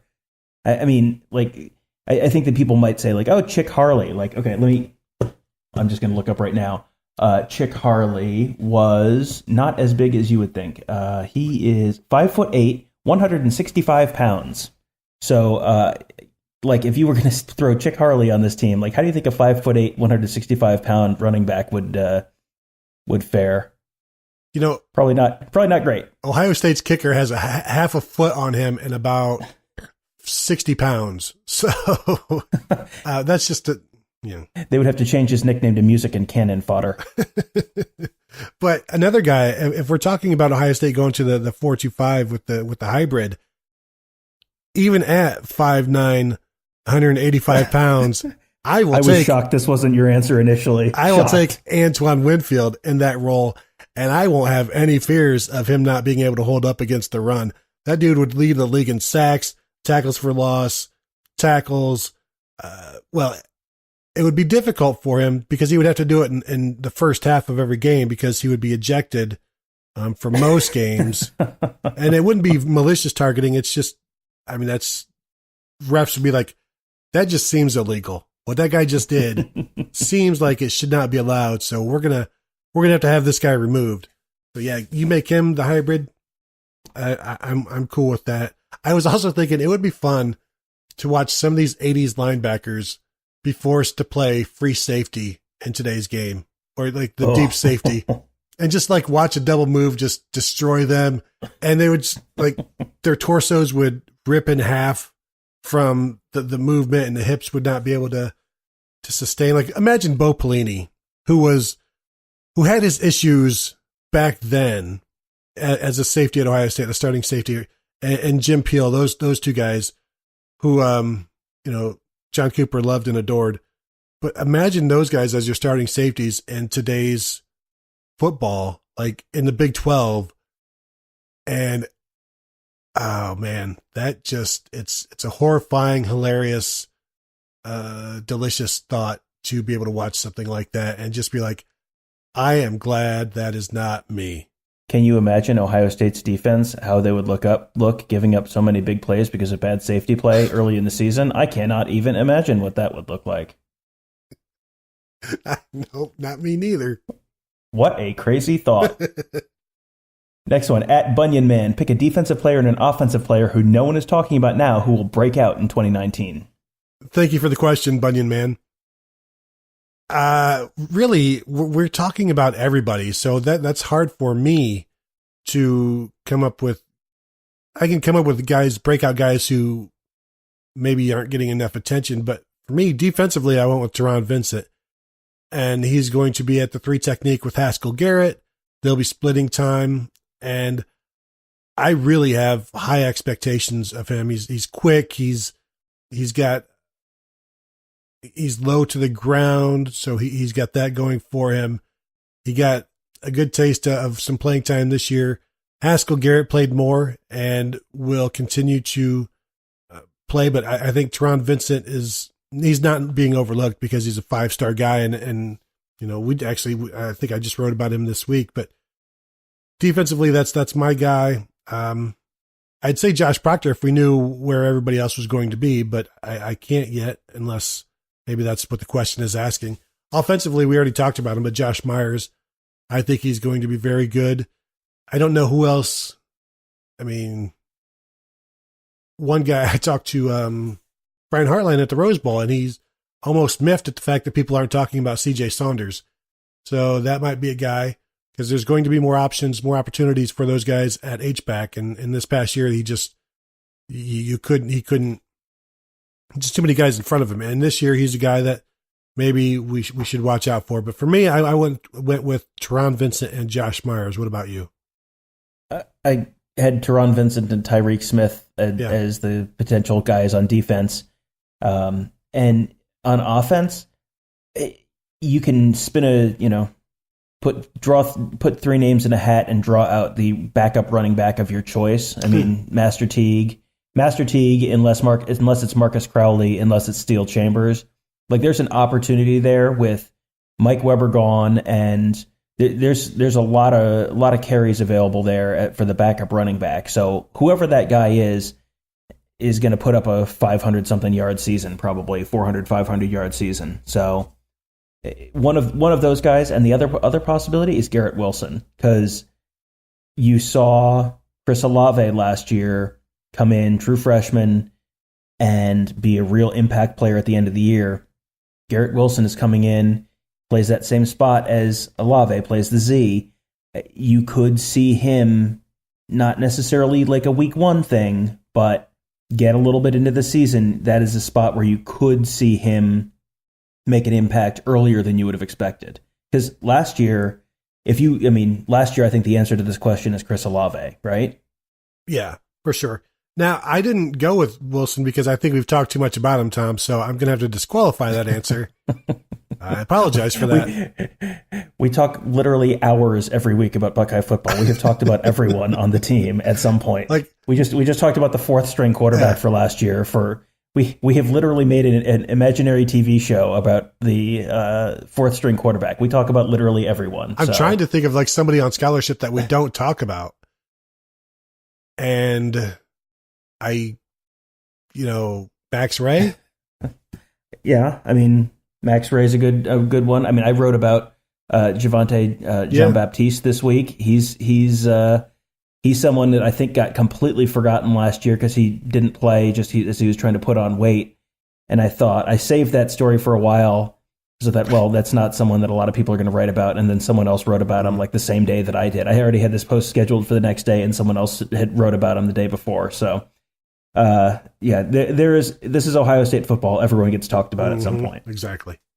Next one from @BunyanMan. And by the way, this is Bunyan like Paul Bunyan, not Bunyan like Ow, my foot hurts. Oh. Just in case you want to follow on Twitter, it's @BunyanMan. Of the 2019 signees, who do you see playing the most and who gets redshirted? I didn't go through and pick out the red shirts. There's too many for that. But as far as playing the most, I went with Garrett Wilson. We've talked a lot about him, Tom. We have talked a lot about Garrett Wilson. We talk a lot about him. I don't remember his name ever coming up on this podcast before. And for me, I really, really, really like Garrett Wilson and what he can bring. I think he's very similar to Chris Olave in terms of what he can do down the field. But really, I've compared him in the past to the Peter Warwick, and kids today won't remember Peter Warwick, but he's a guy with the football in his hands, was outstanding on screens, and really just a difficult matchup after the catch, before the catch. I think he could be. I think I wrote about him a couple days ago and said, what we saw from Chris Olave over the last 5 games, I think you could project that out over the entire season for Garrett Wilson. I think he's possibly the most dynamic out of the box receiver Ohio State has signed in a long, long time. They're different receivers, but like Trayvon Grimes was supposed to be that guy that right away, this could be the guy. Garrett Wilson, everywhere he goes, he's the best receiver on the field, and that's all-star games, all-American games, in Texas playoffs. There was a game going against Theo Weiss, a 5-star Texas receiver, and Garrett Wilson played corner to shut him down. So he's just really, really good at everything. And I think he'll pick things up quicker than most receivers, whereas Chris Olave was under the radar, but shouldn't have been based on his production, and he shot up towards the end with his production. And still very low rated, but Ohio State knew what they were getting. They know what they're getting with Garrett Wilson. I think they're going to try to get him on the field as quickly as possible.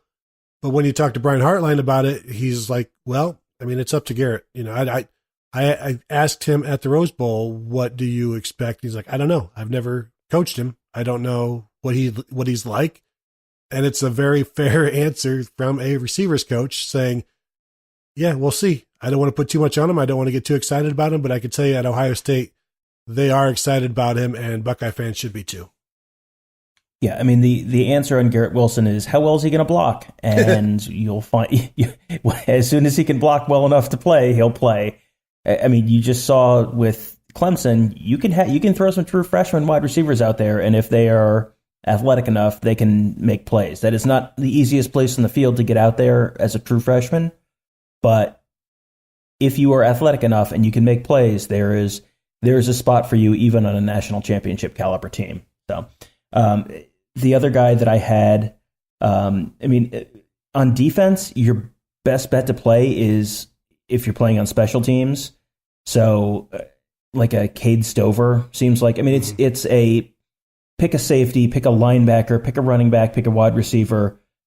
One of those guys is going to turn into a special teams assassin. I will just pick Cade Stover because he seems like he's, you know, he played safety in high school. He seems like he's that kind of gamer where he will absolutely, he played both ways in high school. So I would think that he's a pretty good bet to be someone who makes an impact, makes a name for himself in 2019.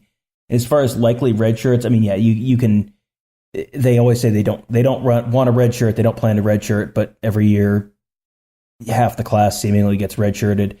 The only spot that is almost a guaranteed red shirt is offensive line. Like maybe Harry Miller plays in 2019, but like Ryan Jacoby is probably a red shirt just based on the fact that he's an offensive lineman and you almost never play true freshman. If they bring in a Dwan Jones is probably a red shirt. I mean, that's just a spot, and that's not a reflection on those guys. That's just offensive line is a place where you generally take a year or two to develop before you're ready to contribute. Next one from @BunyanMan. How many more added to the 2019 signing class? We've talked about this a little bit already, but yeah, I mean, right? Probably two to three, maybe. Yeah, and if Doug somebody Nestor, Dwan Jones, Nestor, Dwan Jones, and Vamahi.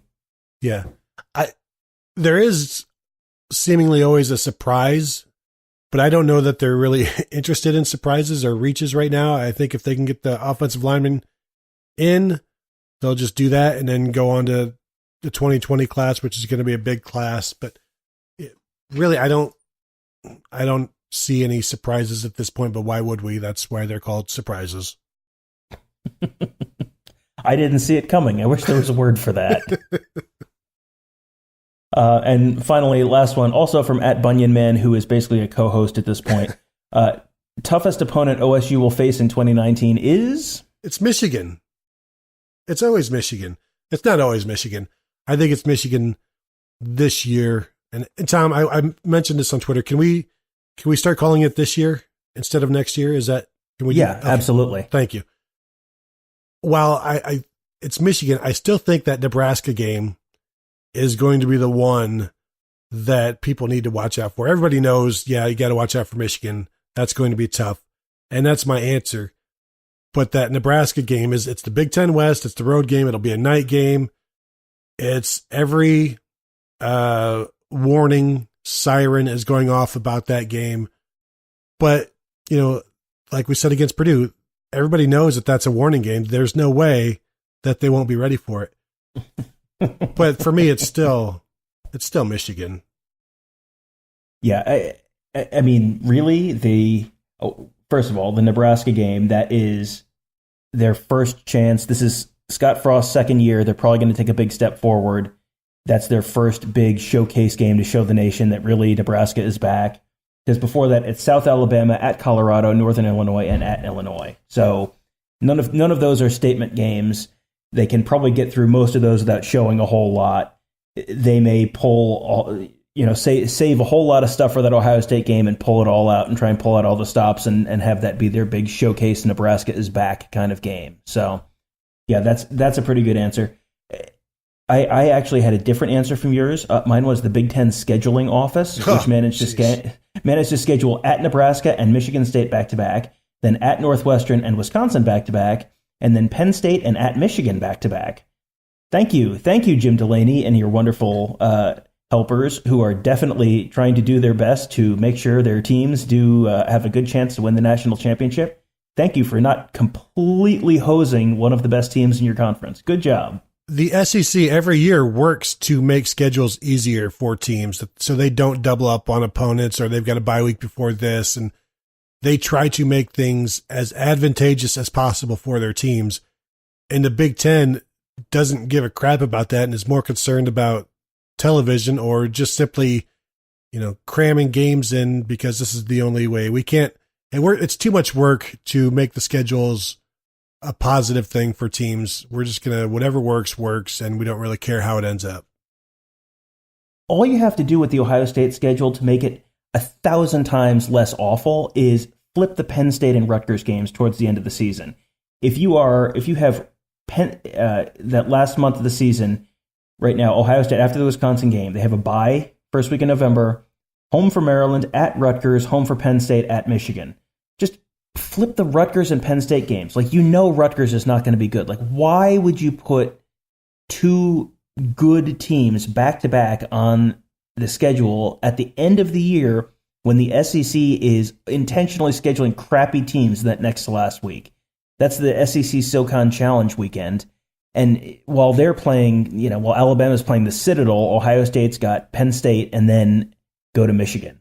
Come on. In 2019, you've got 2 bye weeks. So you can move stuff around to make things easier. And instead, you come down to having Penn State and Michigan back to back because we don't know. There's no other way to do it. Like you said, Northwestern, Wisconsin, Nebraska, Michigan State, all back to back. And it's irresponsible for the Big Ten to do this. If they want to wait and complain when they get left out of stuff, there are ways to maybe try to avoid having that happen in the first place, and it begins with the schedule. And if you're not willing to make things more, as I said, advantageous or less disadvantageous, then I guess you can't complain at the end because you're sabotaging yourself. So maybe look in the mirror first. Well, and this is not the first time this has happened. Ohio State in 2015 and 2016, the week before Michigan, who did they have? Michigan State. Mm-hmm. This is just, you are completely hosing your teams for no reason at all. Just all you have to do is, and make it the same for everyone. This is not do this just for Ohio State. This is the week before the Ohio State-Michigan game. Michigan should be playing Indiana or Illinois or Rutgers. Have them play a crappy team the week before. And yes, these schedules are made a little ways out, but guess what? I can tell you with a decent amount of certainty that 5 years from now, Penn State is going to have a better team than Rutgers. Schedule, just have an A tier and a B tier and space it out and don't give teams terrible back-to-backs. Look at how often Alabama or LSU has a bye week going into their game where they have they have a bye week going into that game. They have Charleston Southern or something the week before they play Auburn. I mean, this takes very little thinking. Just plan it out a little bit and don't completely hose yourself. And that's too much because, like you said, it's about TV inventory. And if everyone plays a bad team the week before their season finale, then the next to about last week is going to be a bad week, and we won't sell enough Rotel. Come on.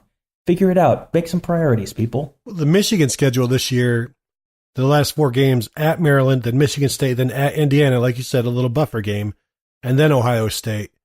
So they've got that.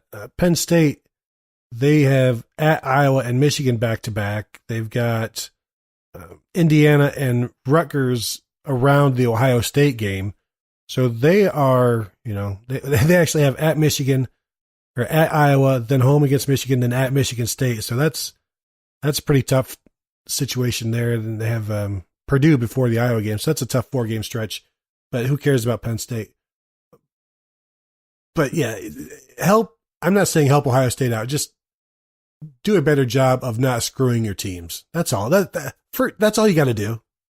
This is not help Ohio State out. This is help the teams that are in the conference that you are running, who you are always rooting for, and who you want to see do well and you want to see succeed. Like, don't intentionally hose them.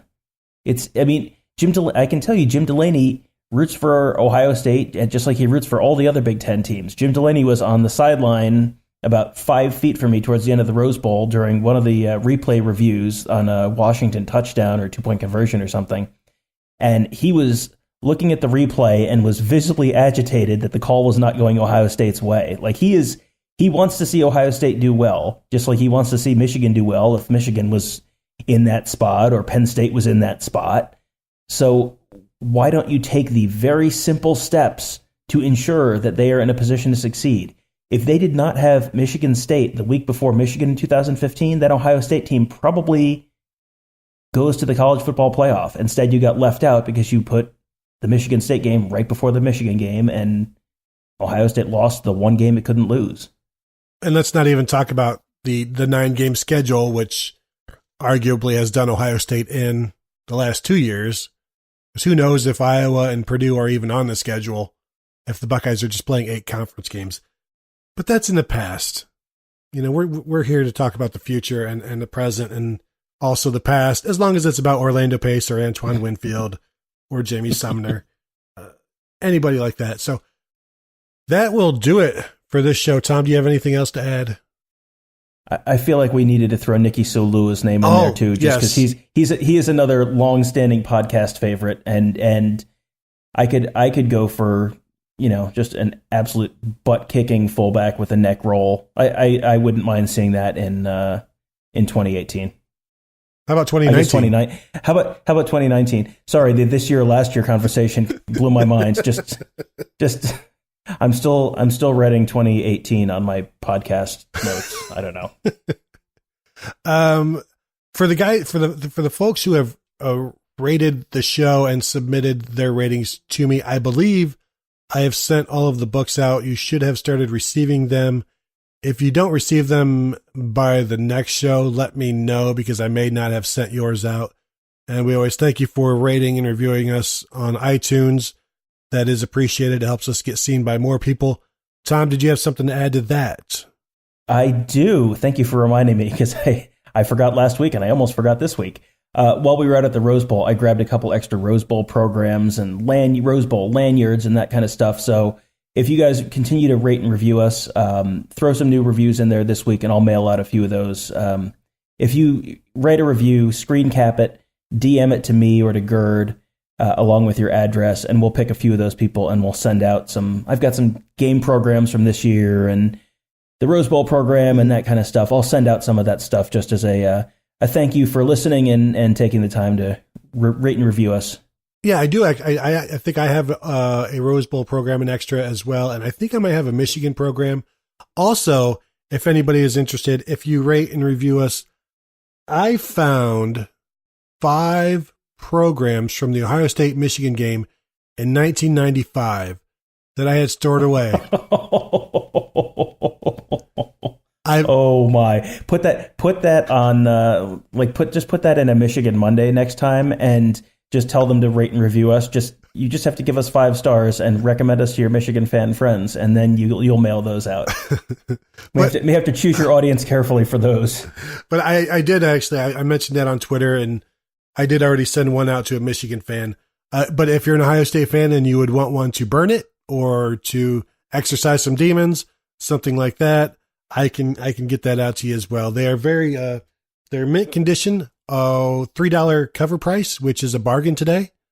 So if you want one, I can get it to you. If you rate the show like a 1-star, you will definitely get one of these. We will track you down. We'll make sure you take one of these programs. I also probably have some 2006 games programs from the Glendale somewhere if you want some of those, because I had a bunch of those. My main takeaway is you should not buy game programs. That's my takeaway right now. Man, you ain't kidding. Anyway, thank you all for listening, and always thank you for the reviews. Make sure to check out everything at theozone.net, listen to the shows, read the content, and just really never leave us. Thank you. Well, she threw away